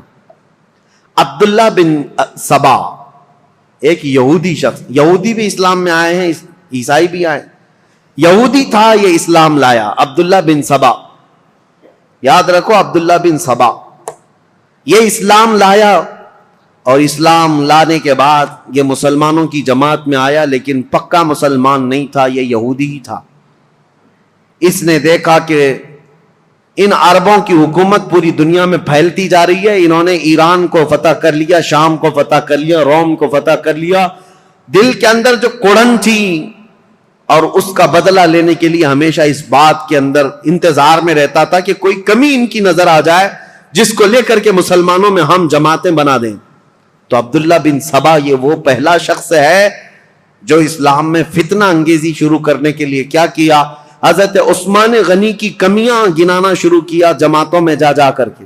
اس کی فتنہ انگیزیاں جب بصرہ میں پہنچی, بصرہ ایک شہر ہے عراق کا, تو حضرت مغیرہ بن شعبہ وہاں پر موجود تھے. تو انہوں نے اس کو شہر بدر کر دیا, وہاں سے نکال کر بھیج دیا. وہ کوفہ آیا, کوفہ کے جو والی تھے ان کو بھی سعید بن عاص, ان کو جب خبر ملی تو کوفہ سے بھی اس کو بھگا دیا گیا. عبداللہ بن سبا اب مصر پہنچا. مصر آنے کے بعد مصر کے نئے جو لوگ اسلام میں آئے تھے ان کے دلوں میں یہ بات ڈالنا شروع کیا کہ عثمان جو ہے ایک کمزور خلیفہ ہیں اور صرف رشتہ داروں کا خیال کرتے ہیں. اپنے رشتہ داروں کے لیے وہ بہت زیادہ پیسہ بھی دے دیتے ہیں, نذرانے بھی دیتے ہیں, جبکہ حضرت عثمان غنی اپنے رشتہ داروں کو جو مال دیتے تھے وہ بیت المال سے نہیں, وہ اپنے جیب خاص سے دیتے تھے. ان کا مال ہی اتنا تھا, وہ دیتے تھے, نوازتے تھے. اب میں آپ کو بتاؤں عبداللہ بن سبا کا یہ فتنہ اثر کرنے لگ گیا لوگوں میں, مسلمانوں میں یہ بات آنے لگ گئی اپنے خلیفہ کے متعلق. اب انقلاب انقلاب نام سے کچھ نعرے شروع ہو گئے. کہاں پر؟ کوفہ میں انقلاب کے نام سے نعرے شروع ہوئے. حضرت سعید بن عاص ایک صحابی ہیں، وہ کوفہ کے گورنر تھے. انہوں نے دیکھا یہ کوفہ میں کیا ہو رہا ہے، لوگ روزانہ جیسے پلے کارڈ لے کر کے اتر جاتے ہیں. اس زمانے میں وہ احتجاج کرتے رہتے تھے کہ ہم کو ایک نئی چیز چاہیے، تبدیلی چاہیے، انقلاب چاہیے. تو سعید بن عاص نے حضرت عثمان کو یہ لکھ کر بھیجا، کوفہ والے شاید مجھے پسند نہیں کرتے ہیں، یہ ابو موسیٰ اشعری کو پسند کرتے ہیں. تو حضرت عثمان غنی نے ان کو معزول کر دیا. سعید بن عاص کو کہا کہ تم اتر جاؤ، کوفہ والوں کی پسند کے مطابق ابو موسیٰ اشعری کو گورنر بناؤ. گورنر تو بنایا، لیکن کوفہ والوں کی وہ خواہش نہیں تھی. ابو موسیٰ اشعری بھی گورنر بنے، لیکن فتنہ ٹھنڈا نہیں ہوا. انقلاب انقلاب، کیونکہ یہودیوں کا ڈالا ہوا بیج تھا. انہیں پورے خلافت کو ہلانا تھا. خلافت کے نظام کی دشمن قوم اس دور میں بھی سب سے بڑی کوئی دشمن قوم ہے تو یہودی قوم ہے. میں آپ کو بتاؤں، مولانا محمد علی جوہر، مولانا شوکت علی، یہ آزادی کے موقع کے جو مشہور نام ہے، آپ کو پتا ہوگا. ان کی کتاب میں ایک بات انہوں نے لکھی ہے، وہ خلافت جب ختم ہو رہی تھی، ترکی کی خلافت عثمانیہ، اگرچہ نام سے خلافت قائم رہی، اور جب وہ ختم ہو رہی تھی تو یہ بیچارے دوڑ رہے تھے، بھاگ رہے تھے کہ نہیں، خلافت کو قائم کرنا ہے کسی نہ کسی کو.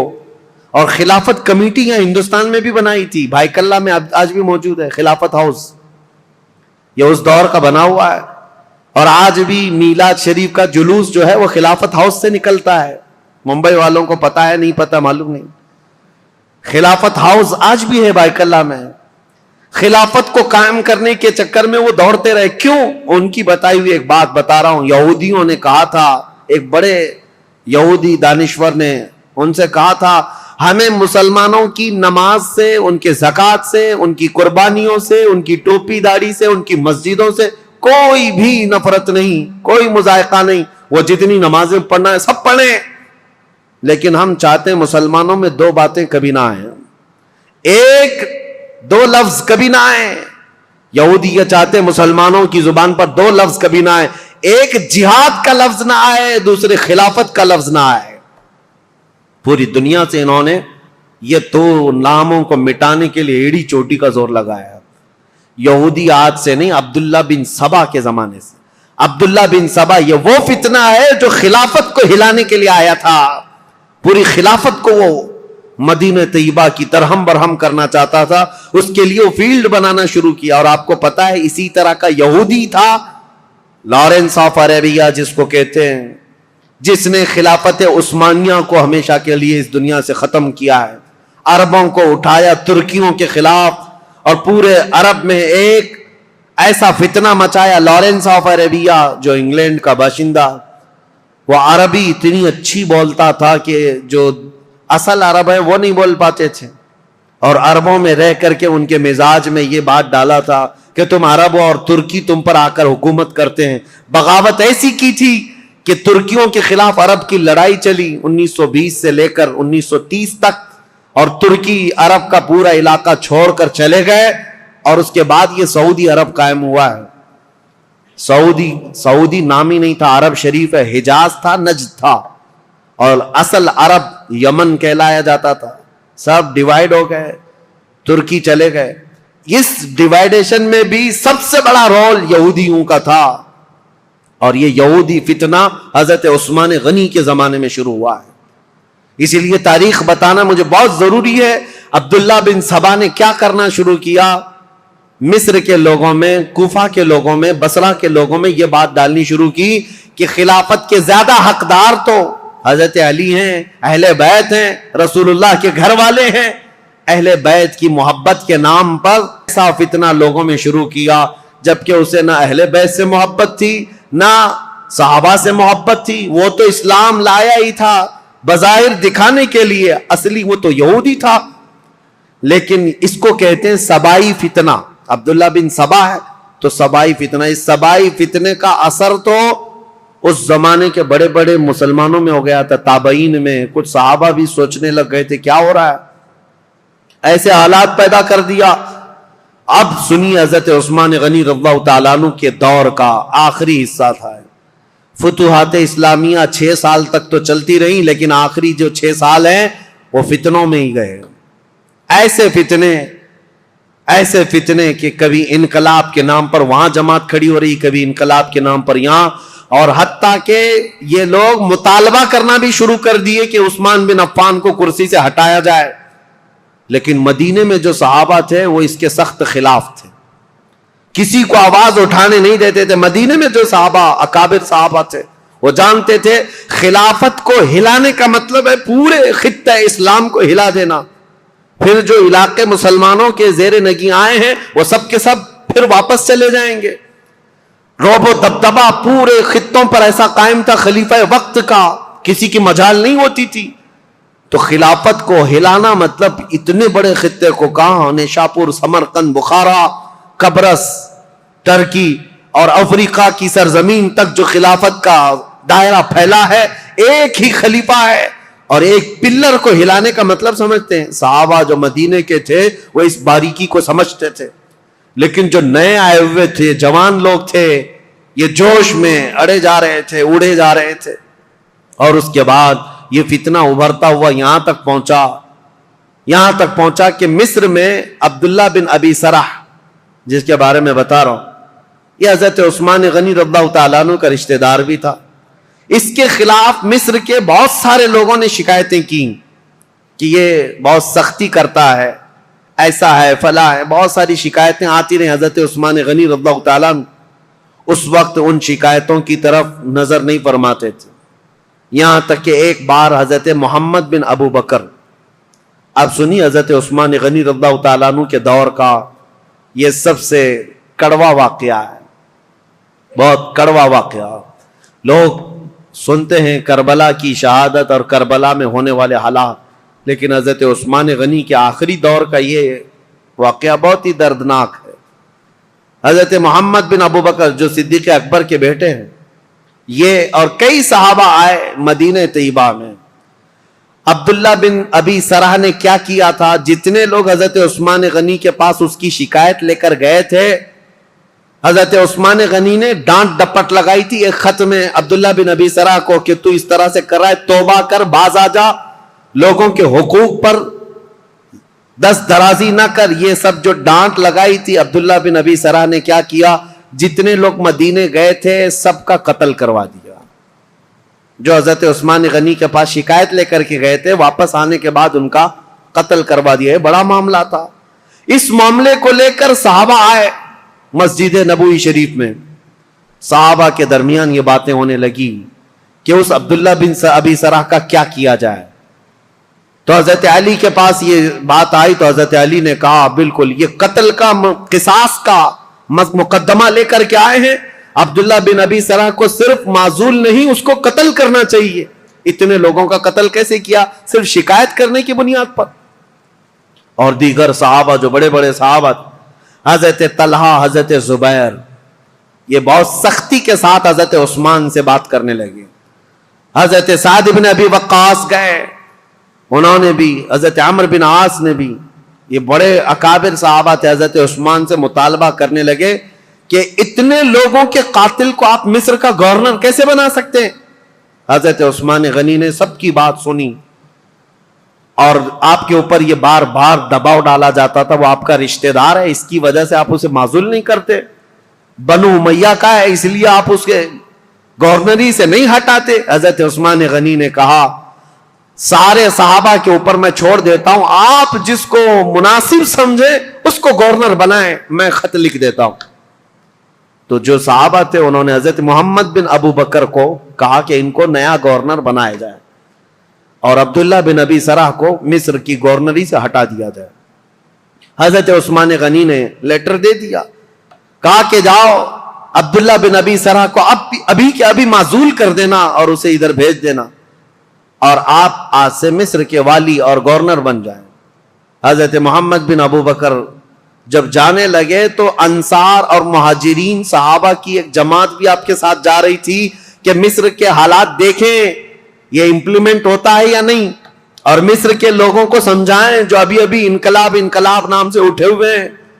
جن کو بلوائی کہتے ہیں، وہ کسی کے سمجھ میں بھی نہیں آتا. آج تک یہ ایجپشن ویسے ہی ہیں، ان کی کھوپڑی ہٹی رہتی ہے. یہ فرعونوں کے دور کے لوگ ہیں، فرعون ان کو ڈنڈے سے سیدھا کرتا رہا ہے.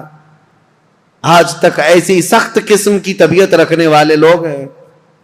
ان کو سمجھانے کے لیے انصار اور مہاجرین صحابہ کی ایک پوری جماعت گئی. آپ سنیے ہوا کیا. حضرت عثمان غنی رضی اللہ تعالیٰ عنہ کے گھر میں پلتا تھا مروان بن حکم نام سے. یہ مروان بنو امیہ کا ایک شخص ہے، حضرت عثمان غنی کے خاندان میں، رشتہ دار میں، لیکن صحیح آدمی نہیں تھا، عیاش طبیعت کا. مروان بن حکم حضرت عثمان غنی کے گھر پر رہتا تھا. یہ صحیح آدمی نہیں تھا، یہ ذہن میں رکھ لیں آپ. اس نے کیا حرکت کی، کتنی بڑی حرکت کی، پوری تاریخ میں یہ چیز موجود ہے. ایک طرف عبداللہ بن سبا نے فتنہ مچا دیا تھا پوری جگہ پر، لوگوں میں ورغلا دیا تھا اور نئی جماعت پیدا کرنے کے فراق میں تھا. اور اس کے بعد ادھر مروان بن حکم اور بنو امیہ کی کچھ حرکتیں ایسی، ادھر عبداللہ بن سرا مصر میں فتنہ، قتل کر دیا. حضرت عثمان غنی کے خاندان پر بڑے الزامات آ رہے تھے، لیکن صحابہ جانتے تھے عثمان بن عفان کی طہارت کیا ہے، ان کی پاکیزگی کیا ہے، ان کے اخلاق کیا ہے. اسی لیے سب سے پہلے میں نے ان کی فضیلتیں آپ کے سامنے رکھی تاکہ کسی کے ذہن میں یہ بات نہ آنے پائے حضرت عثمان غنی کیا ایسا کرتے تھے ویسا کرتے تھے. پہلے سب سے پہلے میں نے آپ کو ان کے فضائل سنائے، کسی ذہن میں شک و شبہ بھی نہ آئے. وہ رسول اللہ کے داماد ہیں، میرے آقا کے انتخاب ہیں، سابقون الاولون میں سے ہیں. حضور نے ان کے متعلق فرمایا عثمان کو اب اس کے بعد کوئی عمل نقصان نہیں پہنچا سکتا. بہرحال حضرت محمد بن ابو بکر جا رہے ہیں، کہاں؟ مصر جا رہے ہیں گورنری لینے کے لیے، اور انصار مہاجری صحابہ کے ساتھ جا رہے ہیں. ابھی 2-3 منزلیں طے کیے ہوئے تھے کہ ایک حبشی غلام کو اونٹنی پر بہت تیز رفتار دوڑتے ہوئے انہوں نے دیکھا. یہ انصار مہاجرین صحابہ کی جماعت دیکھا، وہ مشکوک لگ رہا تھا، یا تو وہ کسی کا قاصد تھا یا تو کسی کا بھاگا ہوا غلام تھا. صحابہ نے اسے پکڑ لیا، پوچھا کہاں جا رہے ہو؟ کہا خلیفہ اسلام امیر المومنین عثمان ابن عفان کا پیغام لے کر میں مصر کے گورنر کے پاس جا رہا ہوں. جو صحابہ تھے انہوں نے کہا مصر کے جو گورنر ہیں وہ یہاں ہیں، محمد بن ابو بکر، بات کرو کیا ہے. کہا نہیں، ان کے متعلق نہیں ہے وہ پیغام، ان کے متعلق نہیں ہے، یہ گورنر نہیں ہے. وہ پھر بھاگنے لگا تو اس کی تلاشی لی گئی، اس کے پاس کچھ نہیں ملا. اس کی ساری چیزیں تلاشی لی گئی، کچھ نہیں ملا. اور وہ تھوڑا آگے گیا تھا، حضرت محمد بن ابو بکر کو شک ہوا کہ کچھ تو ہے، یہ اس قدر مشکوک انداز میں کیوں جا رہا ہے. اس کو پھر سے پکڑا، اس کے پانی کا جو مشکیزہ تھا وہ بالکل سوکھا تھا، اس کو ہلایا تو اس کے اندر کوئی چیز تھی، اس کو پھاڑ دیا تو دیکھا ایک خط تھا مہر لگا ہوا. اور پہلے جو خط ہوتے تھے اس کو ڈامر جیسی ایک چیز آتی تھی، وہ لگا کر کے سیل بند کر دیا جاتا تھا، کوئی نہیں کھول سکتا. اور یہ سیل بند خلیفہ کا لیٹر ہوا کرتا. حضرت محمد بن ابو بکر وہ خط لے کر کے آئے، اور سارے صحابہ کی جماعت تھی، انصار اور مہاجرین کی، جو ابھی مصر جا رہے تھے. ان کے بیچ میں وہ خط لا کر کے کہا کہ کیا میں اس کو کھول کر کے پڑھوں؟ سبوں نے کہا کھول کر کے پڑھو. حضرت عثمان غنی سے ملاقات کیے ہوئے ابھی 1-2 دن ہوئے اور اتنی جلدی کوئی پیغام آیا. کھول کر کے جب خط پڑھا اس میں لکھا ہوا تھا عبداللہ بن ابی سرح کے نام، خلیفہ اسلام امیر المومنین عثمان بن عفان کی طرف سے یہ خط ہے کہ اے عبداللہ بن ابی سرح، جیسے ہی محمد بن ابو بکر مصر آئے تو اسے قتل کر دینا، اور جو لوگ تیری شکایت لے کر کے آئے تھے ان کو کسی ہیلے بہانے سے مار دینا، ختم کر دینا. اور مدینے سے ایک جماعت جا رہی ہے، ان کو ادھر ادھر منتشر کر دینا، اور تم اپنی گورنری پر برقرار رہنا. فقط سلام کے بعد حضرت عثمان بن عفان کی مہر لگی ہوئی ہے. یہ کتنا بڑا واقعہ ہے، حضرت عثمان غنی کی مہر لگی ہوئی ہے. اب ظاہر سی بات ہے اس جگہ جو بھی ہوگا وہ آپے سے باہر ہوگا. حضرت محمد بن ابو بکر انہوں نے دیکھا یہ لیٹر میرے قتل کا، ایک طرف خلیفہ نے مجھے گورنر بنا کر بھیجا، دوسری طرف عبداللہ بن ابی سرح اپنے رشتہ دار کو یہ لکھ کر بھیج رہے ہیں کہ میں جیسے ہی آؤں گا قتل کر دیا جائے مجھے. وہ آپے سے باہر تھے. سارے صحابہ انصار مہاجرین وہ سب برہم ہو گئے، سخت نالا ہو. یہ جماعت واپس لوٹ آئی مدینے آئے. مدینے آنے کے بعد سیدھے مسجد نبوی شریف میں آئے. حضرت علی ابن ابی طالب کرم اللہ وجہہ الکریم، حضرت طلحہ، حضرت زبیر، حضرت عبد الرحمن، بڑے بڑے صحابہ موجود تھے. ان سب صحابہ کے پاس لا کر یہ خط رکھا گیا کہ اس خط میں ایسے ایسے معاملات لکھے گئے ہیں. سب صحابہ نے کہا یہ نہایت ہی بہت ہی گری ہوئی حرکت ہے، ایسا ہونا ہی نہیں چاہیے، ایسا کیسے کیا جا سکتا ہے. تو پھر حضرت علی رضی اللہ تعالیٰ عنہ نے کہا اس مسئلے کو امیر المومنین سے ہی پوچھا جائے. تو خط لے کر حضرت علی آئے، آپ کے ساتھ 6 صحابہ اور بھی تھے. حضرت عثمان غنی، یہ آپ کو میں بتا رہا ہوں 70 سال کے بعد تو وہ خلافت پر بیٹھے تھے اور تقریباً آپ کی عمر ابھی 80 سال کے قریب ہو رہی تھی. اس وقت آپ تو مکمل عبادت میں لگے رہتے تھے. حضرت عثمان کے پاس آئے، حضرت علی نے یہ خط دکھایا. وہ غلام کو بھی پکڑ کر کے لائے تھے، وہ اونٹنی بھی ساتھ تھی. حضرت عثمان سے کہا یہ غلام آپ کا ہے؟ حضرت عثمان نے کہا یہ غلام میرا ہے. کہا اونٹنی؟ کہا یہ بھی میری.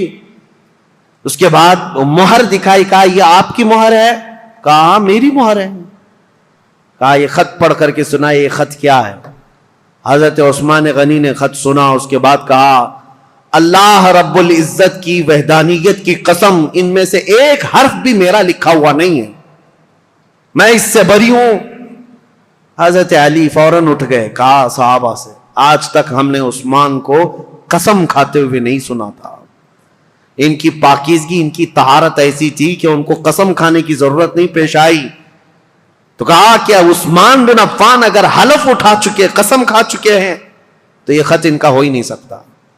حضرت طلحہ، حضرت زبیر تھے، انہوں نے کہا ٹھیک ہے ہم نے تسلیم کر لیا، داماد رسول امیر المومنین سے آج تک ہم نے جھوٹ سنا نہیں ہے، آپ اس پر بھی جھوٹ نہیں بول رہے ہیں، لیکن مسئلہ یہ ہے کہ یہ تو معلوم کریں کہ یہ ہے کس کا. اس خط نے پورا فتنہ مچا دیا ہے. محمد بن ابو بکر ماننے کو تیار نہیں ہے. اب یہ خبر مصر بھی پہنچ گئی، اور مصر کے جو بلوائی تھے عبداللہ بن ابی سرح سے جو پریشان تھے، وہ سب کی سب جماعت بنا کر مدینے آ گئے، مدینے میں داخل ہو گئے. حضرت طلحہ اور حضرت زبیر نے جب تحقیقات کی تو پتہ چلا حضرت عثمان کے گھر میں رہنے والا مروان، یہ اس کی حرکت تھی. اس نے حضرت عثمان غنی کی مہر چرائی تھی اور خط چرا کر کے اس پر لکھا اور حضرت عثمان کی مہر لگائی. ان کی اونٹنی لیا، ان کا غلام بھیجا اور اس کو یہ کہہ کر بھیجا امیر المومنین کا حکم ہے مصر کے گورنر لے جاؤ. لیکن بیچ میں پکڑا گیا اور راز فاش ہو گیا. جیسے ہی پتا چلا مروان چھپ گیا. اب مسئلہ یہ تھا کہ حضرت طلحہ، حضرت زبیر اور بڑے صحابہ نے کہا عثمان ابن عفان سے، کہا اس نے اتنی بڑی حرکت کی ہے لہذا مروان کو آپ ہمارے حوالے کر دیں. حضرت عثمان رشتہ داروں کے لیے بڑے نرم بھی تھے. آپ کو پتا تھا اگر مروان کو ان کے حوالے کیا جائے تو قتل ہو جائے گا، مار دیا جائے گا. حضرت عثمان غنی نے مروان کو ان کے حوالے نہیں کیا. بس یہی بات تھی جو بہت بڑا فتنہ لاحق ہو گیا. حضرت علی کرم اللہ وجہہ الکریم نے بھی سارے صحابہ سے کہا حضرت عثمان غنی اگر مروان کو آپ کے حوالے نہیں کرنا چاہتے تو سب کے سب چلے جائیں، اس لیے کہ سزا دینے کا حق خلیفہ وقت کو ہے. عثمان ابن عفان سزا دیں گے. حضرت علی اس میں حق بجانب تھے، لیکن حضرت علی کرم اللہ وجہہ الکریم نے بھی حضرت عثمان غنی سے کہا تھا کہ اس مسئلے کو جتنی جلدی آپ فرو کریں گے، ٹھنڈا کریں گے، اتنی جلدی ہم سب کے لیے امان ہے، ورنہ فتنہ بہت بڑھ چکا ہے. اب حضرت عثمان غنی رضی اللہ تعالیٰ عنہ سے جب صحابہ نکل گئے تو یہ مصر کے جتنے بلوائی تھے یہ سب کے سب حضرت عثمان غنی کے گھر کے اطراف محاصرہ کر لیے. اور حضرت عثمان غنی کے گھر کے اطراف کیوں کھڑے تھے صحابہ پوچھتے تو یہ کہتے مروان ان کے گھر میں چھپا ہوا ہے، جب بھی نکلے گا ہم اسے ماریں گے. ہم خلیفہ وقت کے خلاف نہیں ہیں، مروان کو ہمارے حوالے کرے. حالانکہ مروان کب کے ان کے گھر سے بھاگ کر ملک شام جا چکا تھا، حضرت عثمان کے گھر میں تھا بھی نہیں. لیکن یہ بلوائی اسی انتظار میں کہ مروان گھر کے اندر ہے محاصرہ کر کے رکھا. کتنے دن؟ 40 دن تک چلا تھا یہ محاصرہ، اور حضرت عثمان غنی پر ایک دانہ پانی بھی اندر جانے نہیں دیتے تھے. سیدہ ام المومنین حضرت حفصہ حضور کی زوجہ ہے، وہ پانی کا مشکیزہ لے کر حضرت عثمان غنی کے پاس جا رہی تھیں پانی پلانے کے لیے. ان کے خچر پر جو مشکیزہ رکھا تھا ان بلوائیوں نے تیر مار مار کر کے مشکیزہ پھوڑ دیا اور پورا پانی بہا دیا. ام المومنین کو تک حضرت عثمان کے گھر جانے نہیں دیا، حضرت عائشہ صدیقہ کو تک جانے نہیں دیا. یہ نئے آئے ہوئے لوگ تھے اسلام میں سب، یہ بلوائی. ایک دن حضرت عثمان غنی چھت پر کھڑے ہوئے اور پوچھا لوگوں سے، کیا ہے لوگوں، کیا تم میں علی بن ابی طالب ہیں؟ لوگوں نے کہا نہیں ہے. کہا تم میں سعد بن ابی وقاص ہے؟ لوگوں نے کہا نہیں ہے. کہا طلحہ یا زبیر ہیں؟ کہا نہیں ہے. حضرت عثمان نے چھت سے پکار کر کہا، کیا میری بات علی بن ابی طالب تک کوئی پہنچا سکتا ہے؟ کہا کہ کیا بات ہے؟ کہا علی بن ابی طالب سے یہ کہہ دو کہ عثمان بن عفان پچھلے 4-5 دن سے پانی کا ایک گھونٹ بھی نہیں پیا ہے. خبر ملی مولا علی کرم اللہ وجہہ الکریم کو. حضرت علی رضی اللہ تعالیٰ عنہ نے اپنے دونوں شہزادوں کو لے کر حضرت حسن اور حضرت امام حسین کو پانی کے مشکیزے بھرے اور چند جوانوں کو لے کر حضرت عثمان کے گھر پہنچ گئے اور پانی پہنچایا. یہ صرف اور صرف یہی پانی تھا حضرت عثمان کے گھر جو پہنچا، آخری پانی تھا جو حضرت علی بن ابی طالب کی طرف سے آیا تھا. میرے عزیزو، یہ باتیں اس لیے بھی بیان کرنا ضروری ہے کہ لوگ ایسی چیزیں کنٹروورسی بیان کرتے ہیں کہ حضرت علی میں حضرت عثمان میں نہیں بنتی رہی ہوگی اور انہوں نے ایسا کیا ہوگا. نہیں، حضرت علی کی نہیں بنتی تھی، حالانکہ حضرت عثمان کے گھر کے دروازے پر پہرا دینے کے لیے امام حسن اور امام حسین کو کھڑا کیا گیا تھا. اور عبداللہ بن زبیر، حضرت زبیر نے اپنے بیٹے کو کھڑا کیا، حضرت طلحہ نے اپنے بیٹے کو کھڑا کیا، بڑے بڑے صحابہ نے اپنے اپنے بیٹوں کو حضرت عثمان کے گھر کے دروازے پر کھڑا کیا ہے. اور یہ تنبیہ کی تھی یہ بلوائی مصر کے کہیں رات کے وقت یا کہیں انجانے میں عثمان بن عفان کے گھر میں داخل نہ ہو جائیں اور کہیں ان کو نقصان نہ پہنچائیں. یہاں تک کہ یہ بلوائی جو ہے مصر کے جو لوگ آئے تھے ایک مرتبہ تیر چلائے تھے، ان تیروں کی وجہ سے حضرت امام حسین کا پورا سینہ زخمی ہو گیا، خون ہو گئے تھے. اور حضرت امام حسن مجتبیٰ کے سر پر زخم آیا تھا نیزے سے. یہ حضرت عثمان کی حفاظت پر دونوں شہزادے کھڑے تھے اور یہ خون اتنا بہہ گیا تھا جس کو دیکھ کر کے ڈر گئے. محمد بن ابو بکر ان میں تھے، انہوں نے کہا ہے لوگوں، ہم تو عثمان بن عفان اور بنو امیہ کے خلاف کھڑے ہیں، ابھی تم نے ان کا خون اتنا بہا دیا کہ بنو ہاشم ان کا یعنی بدلہ لینے کے لیے آ جائیں گے. بنو ہاشم کون ہے؟ رسول اللہ کا خاندان. اور امام حسن اور امام حسین جب زخمی ہو گئے ہوں تو رسول اللہ کا جو خاندان ہے بنو ہاشم وہ تو بدلہ لینے کے لیے آ جائیں گے. محمد بن ابو بکر نے کہا معاملہ سب الٹ جائے گا، عثمان بن عفان کو کوئی دیکھے گا ہی نہیں، حسن اور حسین جو زخمی ہوئے اس کا بدلہ لینے کے لیے قوم ہم پر ٹوٹ پڑے گی، اس لیے اس کام کو جلدی کر دو. محمد بن ابو بکر اور چند لوگ چھت پھلان کر کے حضرت عثمان غنی کے گھر کے اوپر سے اندر داخل ہوئے. اس وقت سیدنا عثمان بن عفان قرآن کی تلاوت کر رہے تھے، قرآن پڑھ رہے تھے، اور رسول کریم صلی اللہ تعالی علیہ وسلم کو ایک دن پہلے خواب میں دیکھا تھا. نبی پاک صلی اللہ تعالی علیہ وسلم کو خواب میں دیکھ کر پھوٹ کر رونے لگے حضرت عثمان. کہا یا رسول اللہ، وہ قوم جس کو میں نے بیر روما وقف کر دیا تھا جب مدینے میں کسی کے پاس پانی نہیں تھا، میں نے ان کے لیے پانی وقف کیا، آج وہ قوم مجھے پانی نہیں دے رہی. نبی پاک صلی اللہ تعالی علیہ وسلم نے حضرت عثمان سے کہا کیا ہے عثمان، تھوڑا اور برداشت کر لو، کل میرے ہاتھ سے پانی پیو. حضرت عثمان کہتے ہیں حضور کو خواب میں اتنا دیکھنے کے بعد تسلی ہو گئی. 40 دن کا محاصرہ چلا ہے حضرت عثمان کے ساتھ، 40 دن کا، وہ 40 دن روزے سے گزرے. حضرت عثمان غنی رضی اللہ تعالیٰ عنہ کی یہ سختیاں، اور جب پانی بھی نہیں پہنچتا، کھانا بھی نہیں پہنچتا، اس وقت رسول کریم صلی اللہ تعالیٰ علیہ وسلم کے کئی صحابہ، میں یہ بات میں بتاتا ہوں، محمد بن ابو بکر چھت پھلانگ کر کے آئے تھے، اس سے پہلے کئی صحابہ آئے، حضرت طلحہ آئے، حضرت زبیر آئے اور دیگر بڑے صحابہ آئے. کہا امیر المومنین یہ حالات بڑے سخت ہو گئے، تین باتوں میں سے ایک بات کر لیجیے آپ. یا تو آپ کسی چھپے ہوئے راستے سے ملک شام چلے جائیں, وہاں آپ کی حفاظت ہو سکتی ہے, یا تو پھر مروان کو پکڑوا کر کے اس کو سب کے سامنے سزا دے دیں, معاملہ ٹھنڈا ہو سکتا ہے, یا تو پھر آپ اپنی خلافت سے دستبردار ہو جائیے, خلافت سے آپ ہٹ جائیے. حضرت عثمان نے کہا یہ تینوں کام نہیں کر سکتا, مروان میرے پاس نہیں. رہی بات مجھے ملک شام جانے کی بات کر رہے ہو, حضرت عثمان غنی کہتے ہیں میرے جسم کے ٹکڑے ہو جائیں میں رسول اللہ کا مدینہ چھوڑ کر نہیں جا سکتا. میں رسول اللہ کا پڑوسی ہونے کے لیے اپنا وطن مکہ چھوڑ کر یہاں آیا, اپنی جان بچانے کے لیے میرے نبی کا شہر چھوڑ کر نہیں جا سکتا.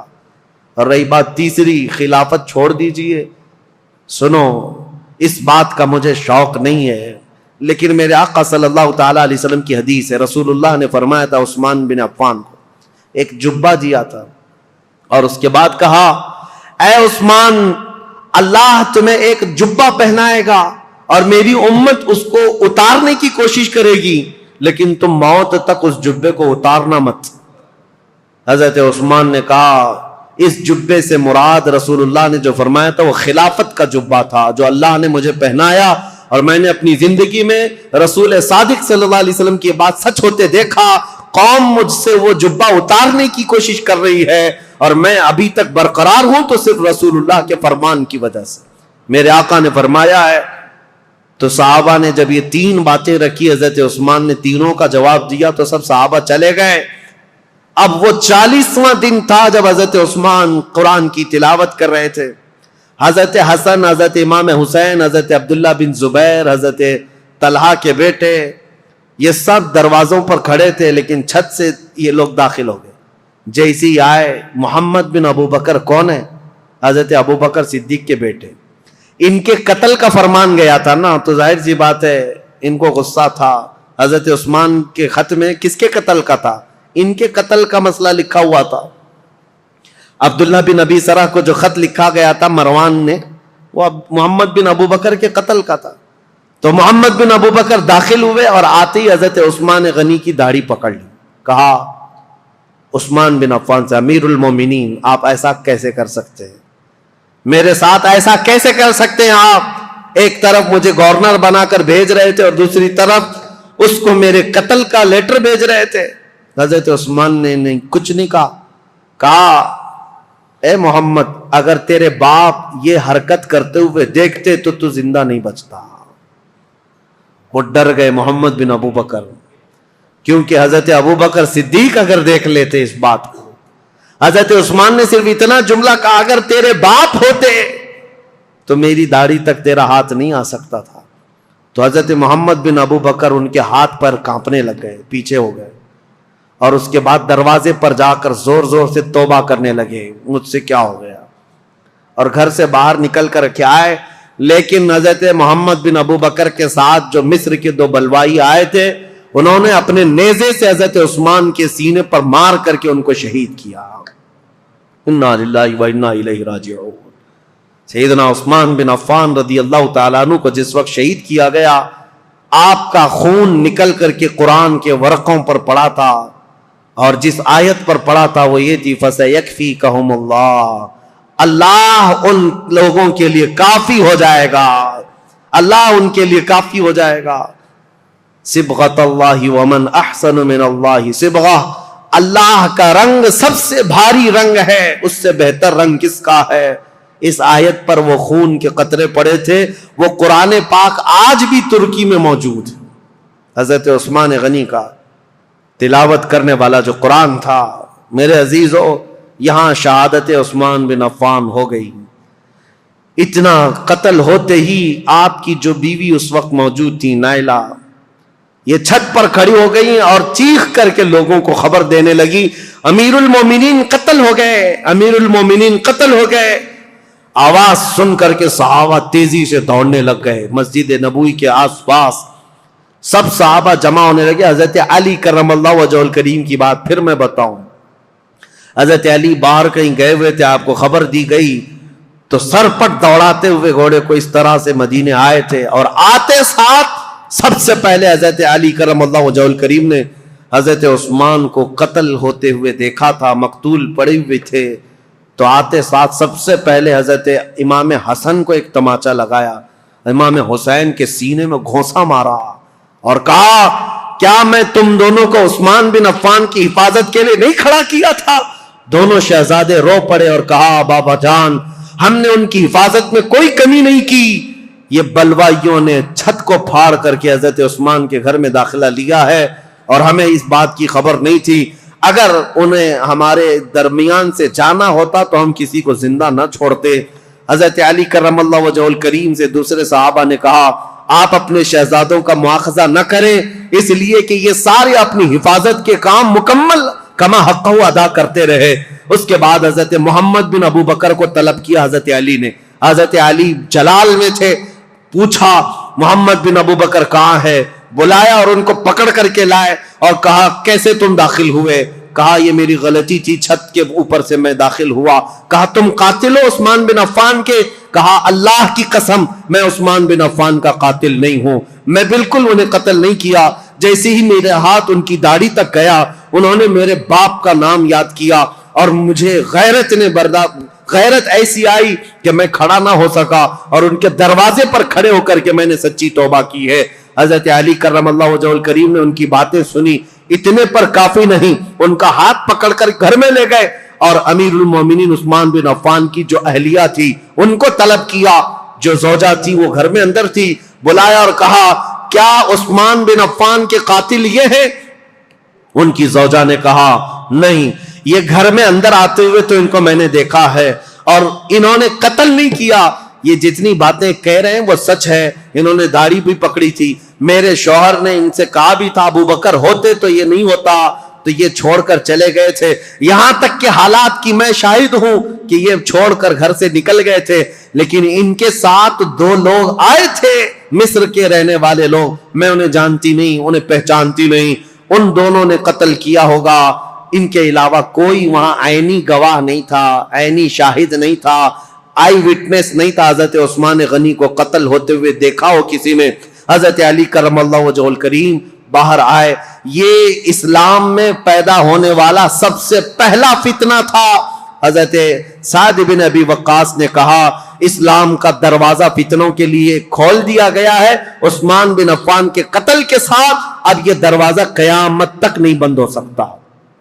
فتنوں کا دور جو شروع ہوا ان کے قتل کے ساتھ آج تک چل رہا ہے، اور میں نے عبداللہ بن سبا کا جو نام لیا تھا وہ اس لیے کہ اس نے مولا علی کرم اللہ وجہہ الکریم کی حمایت میں ایک جماعت پیدا کی اور لوگوں کو اکسایا، ورغلایا، اور ایک ایسی جماعت پیدا کی جن کو رافضی کہتے ہیں، غلو کرتے ہیں، وہ صحابہ کو گالیاں دینے لگے، عثمان بن عفان کو گالیاں دینے لگے، اور حضرت علی، حضرت حسنین کریمین کی شان میں غلو کرنے لگ گئے اور گڑ گڑ کر کے نئی نئی حدیثیں بنانے لگ گئے۔ یہ فرقہ جو پیدا ہوا اسلام میں یہ عبداللہ بن سبا کا ڈالا ہوا بیج تھا، اور آج بھی اہل تشیع جو شیعہ حضرات وہ عبداللہ بن سبا کو برا بلا نہیں کہتے، بلکہ اس کا تو بہت بڑا مزار بنایا ہوا، وہ فتین شخص کا بہت بڑا مزار بنایا اور اس کا احترام کرتے ہیں، اس کو برا بلا کہنے بھی نہیں دیتے۔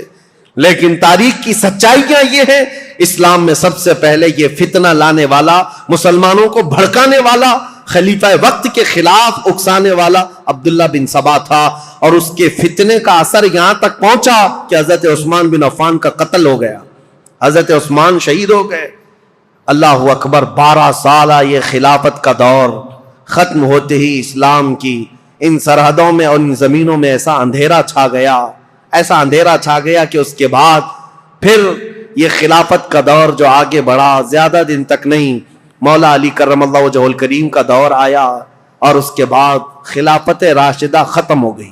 صلی اللہ تعالیٰ علیہ وسلم کی حدیث ہے الخلافت بعدی 30 ثم الملوک، میرے بعد 30 سال خلافت چلے گی، اس کے بعد بادشاہ آئیں گے، اور اگر آپ کاؤنٹ کریں گے تو یہ چاروں خلفائے راشدین جو ہے ان کی مدت اور ان کا زمانہ ٹوٹل 30 سال کا ہوتا ہے وہ رسول اللہ کے فرمان کے مطابق، لیکن ان چاروں خلفاء میں سب سے لمبا زمانہ اگر کسی کو ملا ہے تو عثمان بن عفان کو ملا ہے۔ حضرت عثمان غنی رضی اللہ تعالیٰ عنہ کی عمر مبارک ان کے انتقال کے وقت بعض روایتوں میں 82 ہے، بعض میں 80 ہے، بعض میں 79 ہے، بہرحال، اور ایک روایت تو 90 سال کی ملتی ہے کہ آپ کے انتقال کے وقت آپ کی عمر 90 سال کے قریب تھی. لمبی عمر بھی پائی اور خلافت کا دور بھی لمبا چلا. رسول پاک صلی اللہ تعالیٰ علیہ وسلم نے ان کو اپنی ایک انگوٹھی دی تھی اور کہا تھا کہ اس کو سنبھالے رکھنا، اور اس انگوٹھی کی آپ بہت حفاظت کرتے تھے، اور حضور نے فرمایا تھا جس دن تم سے یہ انگوٹھی ضائع ہو جائے گی فتنوں کا دروازہ ایسے کھلے گا کہ قیامت تک کوئی اس کو بند نہیں کر سکے گا. حضرت عثمان غنی کی خلافت کے 6 سال ہوئے تھے. مسجد قباء جہاں ہے آج، وہاں ایک کنواں تھا. حضور صلی اللہ علیہ وسلم اکثر وہاں جب تشریف لے جایا کرتے اپنے پیر اس کنویں میں چھوڑ کر بیٹھتے تھے عصر کے بعد. اور صدیق اکبر حضرت عمر کے زمانے میں بھی یہ سنت چلی آ رہی تھی. حضرت عثمان کو بھی یہ پسند تھا حضور کی اداؤں کا. جب آپ کا دور تھا وہ بھی اس کنویں کے پاس جاتے تھے اور اس میں پیر لٹکائے بیٹھتے تھے. ایک بار اس کنویں کے پاس بیٹھے تھے، ہاتھ میں کچھ حرکت کیا، انگوٹھی نکل کر کے اس کنویں میں گر گئی. آپ کی خلافت کے 6 سال ہوئے تھے، اسی وقت یہ واقعہ پیش آیا. اس انگوٹھی کو تلاش کرنے کے لیے پورے کنویں کا پانی خالی کروا دیا، ریت بھی چھنوا دیا، لیکن اس انگوٹھی کو نہ ملنا تھا، نہ ملی. حضرت عثمان نے کہا یہ میرے آقا صلی اللہ علیہ وسلم کی بشارت تھی. اس کے بعد جو فتنے اٹھے، ایسے اٹھے تھے کہ ایک جہجاہ غفاری نام کا شخص حضرت عثمان غنی منبر پر کھڑے تھے، مسجد نبوی کے خطبہ دے رہے تھے، اور ان کا عصا تھا ہاتھ میں. وہ جہجاہ غفاری بیچ خطبے کے دوران کھڑا ہوا، حضرت عثمان غنی کو برا بھلا کہتے ہوئے ان کے ہاتھ سے لکڑی چھین لیا اور گھٹنے پر رکھ کر کے ان کے عصا کو توڑ دیا تھا. سامنے اس طرح کی حرکت کرنے کی کسی کی مجال نہیں تھی، لیکن حضرت عثمان غنی کی نرم مزاجی کا لوگوں نے فائدہ اٹھایا. حضرت عثمان غنی نے کچھ نہیں کہا، منبر سے اتر آئے، کہا اللہ میرے معاملے کے لیے کافی ہے. صحابہ کہتے ہیں وہ جہجاہ غفاری لکڑی توڑ کر کے باہر نکلا نہیں تھا کہ اس کے گھٹنے میں سڑن پیدا ہوئی. ایسی سڑن پیدا ہوئی کہ اس کے گھٹنے میں کیڑے پڑ گئے تھے، ہمیشہ پیپ بہتا تھا، اور اسی گھٹنے کے اس سڑن کی بیماری میں ہی اس کی موت ہو گئی. اور پھر یہ بھی روایت موجود ہے جتنے بلوائی آئے تھے حضرت عثمان غنی کے قتل کے لیے، وہ سب کے سب وہاں سے قتل کر کے جانے کے بعد جب یہ معاملہ ختم ہوا، حضرت عثمان غنی کی تدفین ہو گئی. جا رہے تھے، جاتے ہی راستے میں اکثر کے دماغ پورے پاگل ہو گئے، دیوانے ہو گئے، اور اسی پاگل پن میں وہ اپنے سروں کو ٹکراتے ہوئے مر گئے. ان میں سے ایک شخص بھی بچا نہیں جو مصر پہنچا ہو. حضرت عثمان غنی رضی اللہ تعالیٰ عنہ کی کرامات بھی بہت ساری ہیں، بہت ساری ہیں. سیدنا عثمان بن عفان رضی اللہ تعالیٰ عنہ یقیناً محبوب خدا تھے، محبوب مصطفیٰ تھے، ان کے بارے میں کوئی بھی کلام نہ کرنے پائے. عزیزان گرامی، آج کے دور کی بات میں آپ کے سامنے رکھ کر گفتگو کو سمیٹتا ہوں. بہت سارے آج ایسے کھٹمل آئے ہوئے ہیں جو سیدنا عثمان بن عفان کی طرف انگلی اٹھاتے ہیں، اور ان کی شہادت کے متعلق میں ایک روایت بتا دوں. ابن عساکر کی روایت ہے اور مسند ابی یعلا کی روایت ہے. حضرت عبداللہ بن عباس نے فرمایا جس کو حضرت عثمان بن عفان کے قتل کی خوشی ہے یا ان کی موت کی خوشی ہے، حضرت عثمان بن عفان کے متعلق بہت بڑی روایت میں پیش کر رہا ہوں. عبداللہ بن عباس فرماتے ہیں کہ یہ جو مصر کے لوگ جو قتل کرنے آئے تھے، یہ اگر زندہ رہتے تو حضرت عبداللہ بن عباس دونوں باتیں کیا کہتے ہیں، پہلے یہ بات سن لو. کہتے ہیں اسلام میں سب سے پہلا فتنہ حضرت عثمان کا قتل ہے، اور سب سے آخری فتنہ دجال کا ظاہر ہونا ہے. دونوں فتنوں کو آپ نے برابر کہا ہے تو کتنا بڑا ہوگا عبداللہ بن عباس. اور کہتے ہیں جتنے قتل کرنے کے لیے آئے تھے یہ سب کے سب وہ لوگ ہیں جو آخری فتنہ جو اسلام میں آنے والا ہے دجال کا، یا اس دجال کے پیروکار لوگ ہیں. اور فرمایا کہ اگر کوئی ایسا شخص، عبداللہ بن عباس کی روایت صحیح احادیث میں موجود ہے، ابن عساکر کی روایت میں کہہ رہا ہوں، مسند ابی یعلا کی روایت، فرماتے ہیں کہ جس کو عثمان بن عفان کے قتل کی خوشی ہوئی یا ان کی موت کو سن کر کے خوش ہوا، اگر وہ زندہ رہے گا تو دجال کی فوج میں شامل ہوگا، اور اگر مر جائے گا تب بھی وہ قبر میں دجال کے پیروکاروں میں اٹھایا جائے گا۔ اتنی بڑی وعید ہے۔ ظالموں جو سوشل میڈیا پر آج بکتے رہتے ہیں، پھیلاتے رہتے ہیں، گند پھیلاتے ہیں عثمان بن عفان کے متعلق، اور جانتے ہوں انہوں نے ایک نئی چیز بدعت شروع کر رکھی ہے۔ حضرت عثمان غنی کی شہادت کے دن خوشیاں مناتے ہیں، ایک دوسرے کو مبارکبادیاں دیتے ہیں، اور پھر پوچھنے پر یہ کہتے ہیں نہیں ہم ان کی موت کی خوشی نہیں منا رہے، اس دن مولا علی کرم اللہ وجہہ الکریم خلیفہ بنے تھے، اس کی خوشی منا رہے ہیں۔ یہ اور بات ہے عزیزان گرامی، نیتوں کا اللہ مالک ہے۔ اگر مولا علی کرم اللہ وجہہ الکریم کی خلافت کی خوشی ہے تو یقیناً پورے کروڑوں مسلمانوں کو ان کی خلافت کی خوشی ہے، لیکن ساتھ میں اگر حضرت عثمان غنی کی موت کی کوئی خوشی مناتا ہے تو حضرت عبداللہ ابن عباس کے فرمان کے مطابق وہ دجال کے پیروکاروں میں ہے، وہ دجال کی فوج میں شامل ہونے والا شخص ہے۔ اسی لیے اپنی زبانوں کو لگام دو، اپنی عقلوں کو پردے ڈال کر کے جو چاہے بک بک نہ کرو۔ آج یہ محرم کے دور میں یہ بہت ساری چیزیں آئیں گی، سوشل میڈیا میں ابھی بہت سارے گند پھیلانے لگ جائیں گے، یہ تینوں خلفاء کے بارے میں، اور کبھی حضرت امیر معاویہ کے بارے میں، انہوں نے ایسا کیا، انہوں نے ایسا کیا، اور یہ اپنی عاقبت برباد کر رہے ہیں، اپنی آخرت خراب کر رہے ہیں۔ اس لیے رسول اللہ کے صحابہ کے متعلق میرے عزیزوں مجھے اتنا بیان کرنے کے لیے جتنا میں نے بیان کیا آج، یہ بہت ہی احتیاط والی چیز تھی۔ اگر اس میں میری زبان کہیں پر پھسلی ہو، لاکھ مرتبہ میں توبہ کرتا ہوں اللہ کی بارگاہ میں، مولا مجھے معاف کر دے۔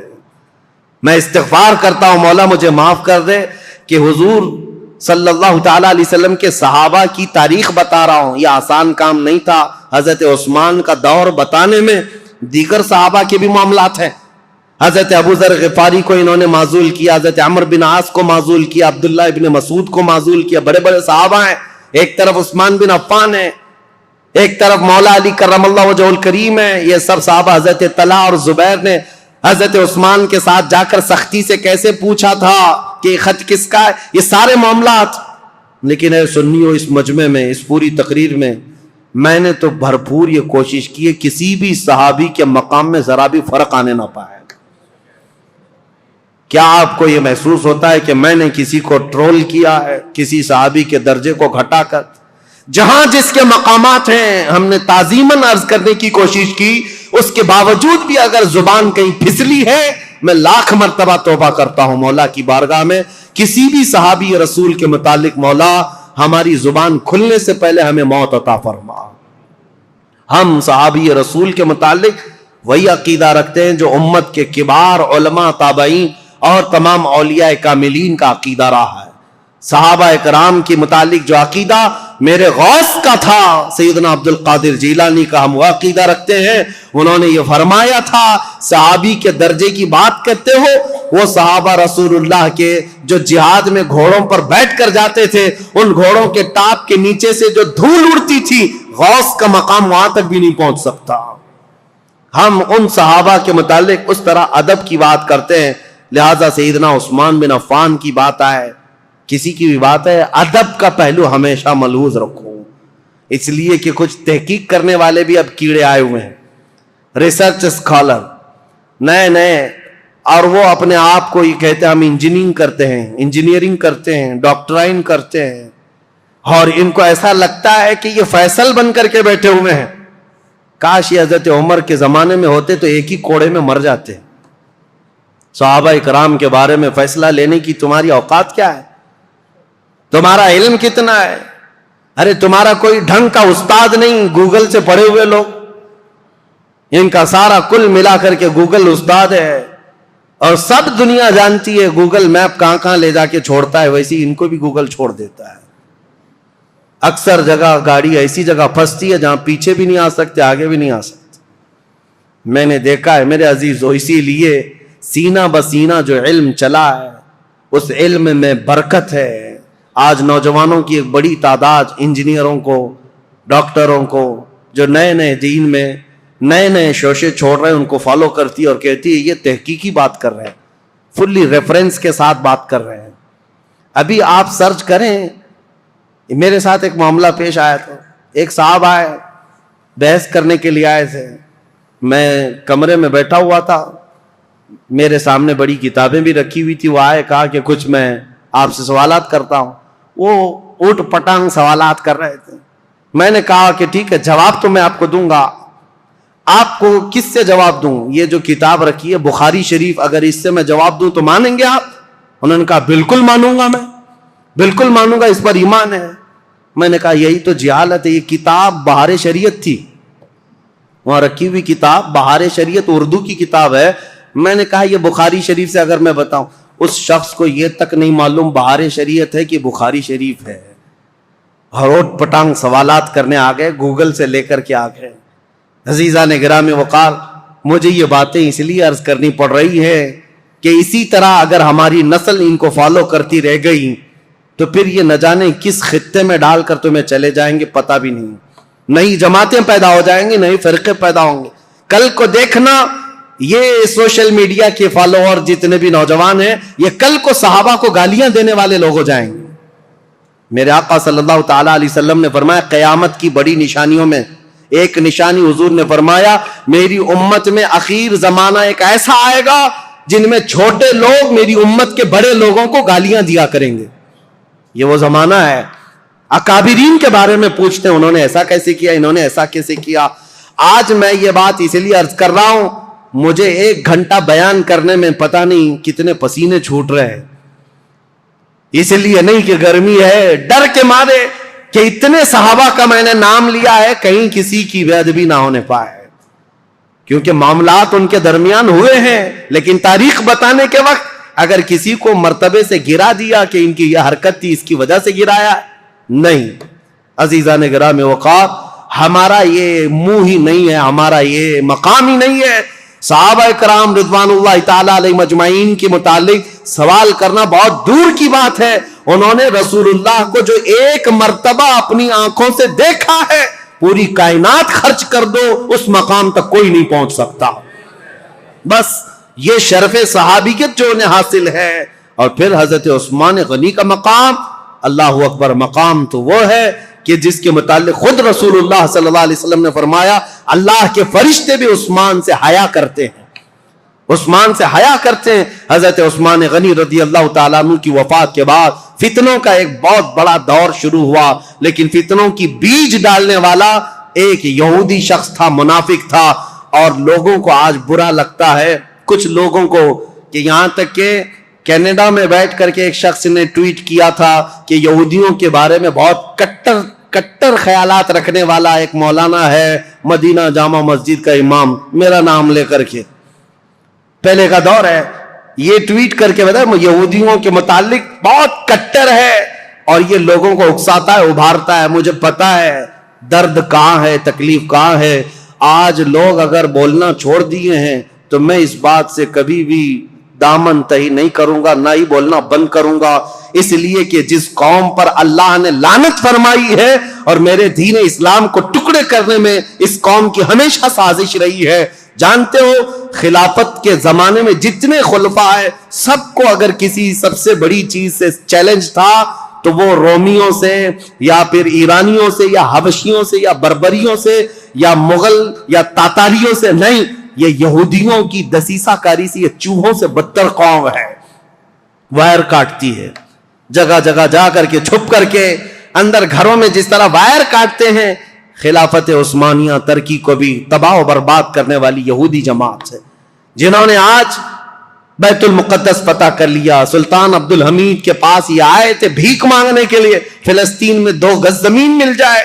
سلطان عبد الحمید نے جو جواب دیا تو آج پوری دنیا اس بات کو یاد کرتی ہے. انہوں نے کہا تھا میری پوری زندگی ختم ہو جائے 2 گز زمین تو کیا ایک تنکا بھی میں فلسطین کا کسی یہودی کو دینے کے لیے تیار نہیں.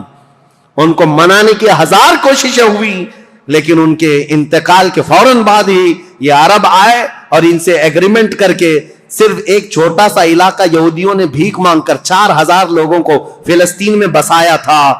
فرسٹ ورلڈ وار کے بعد آج دنیا جان رہی ہے 4000 کو بسانے کا انجام کیا ہے. پورے عربوں کے ناک میں دم کر رکھا ہے انہوں نے.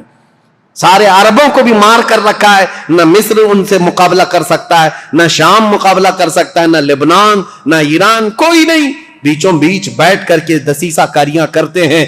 پہلے کے خلفاء جانتے تھے ان کا بویا ہوا بیج بڑا خطرناک ہوتا ہے۔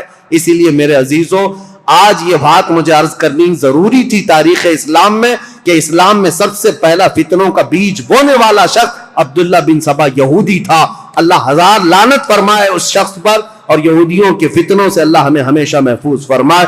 وآخر دعوانا ان الحمد للہ رب العالمین۔ السلام علیکم۔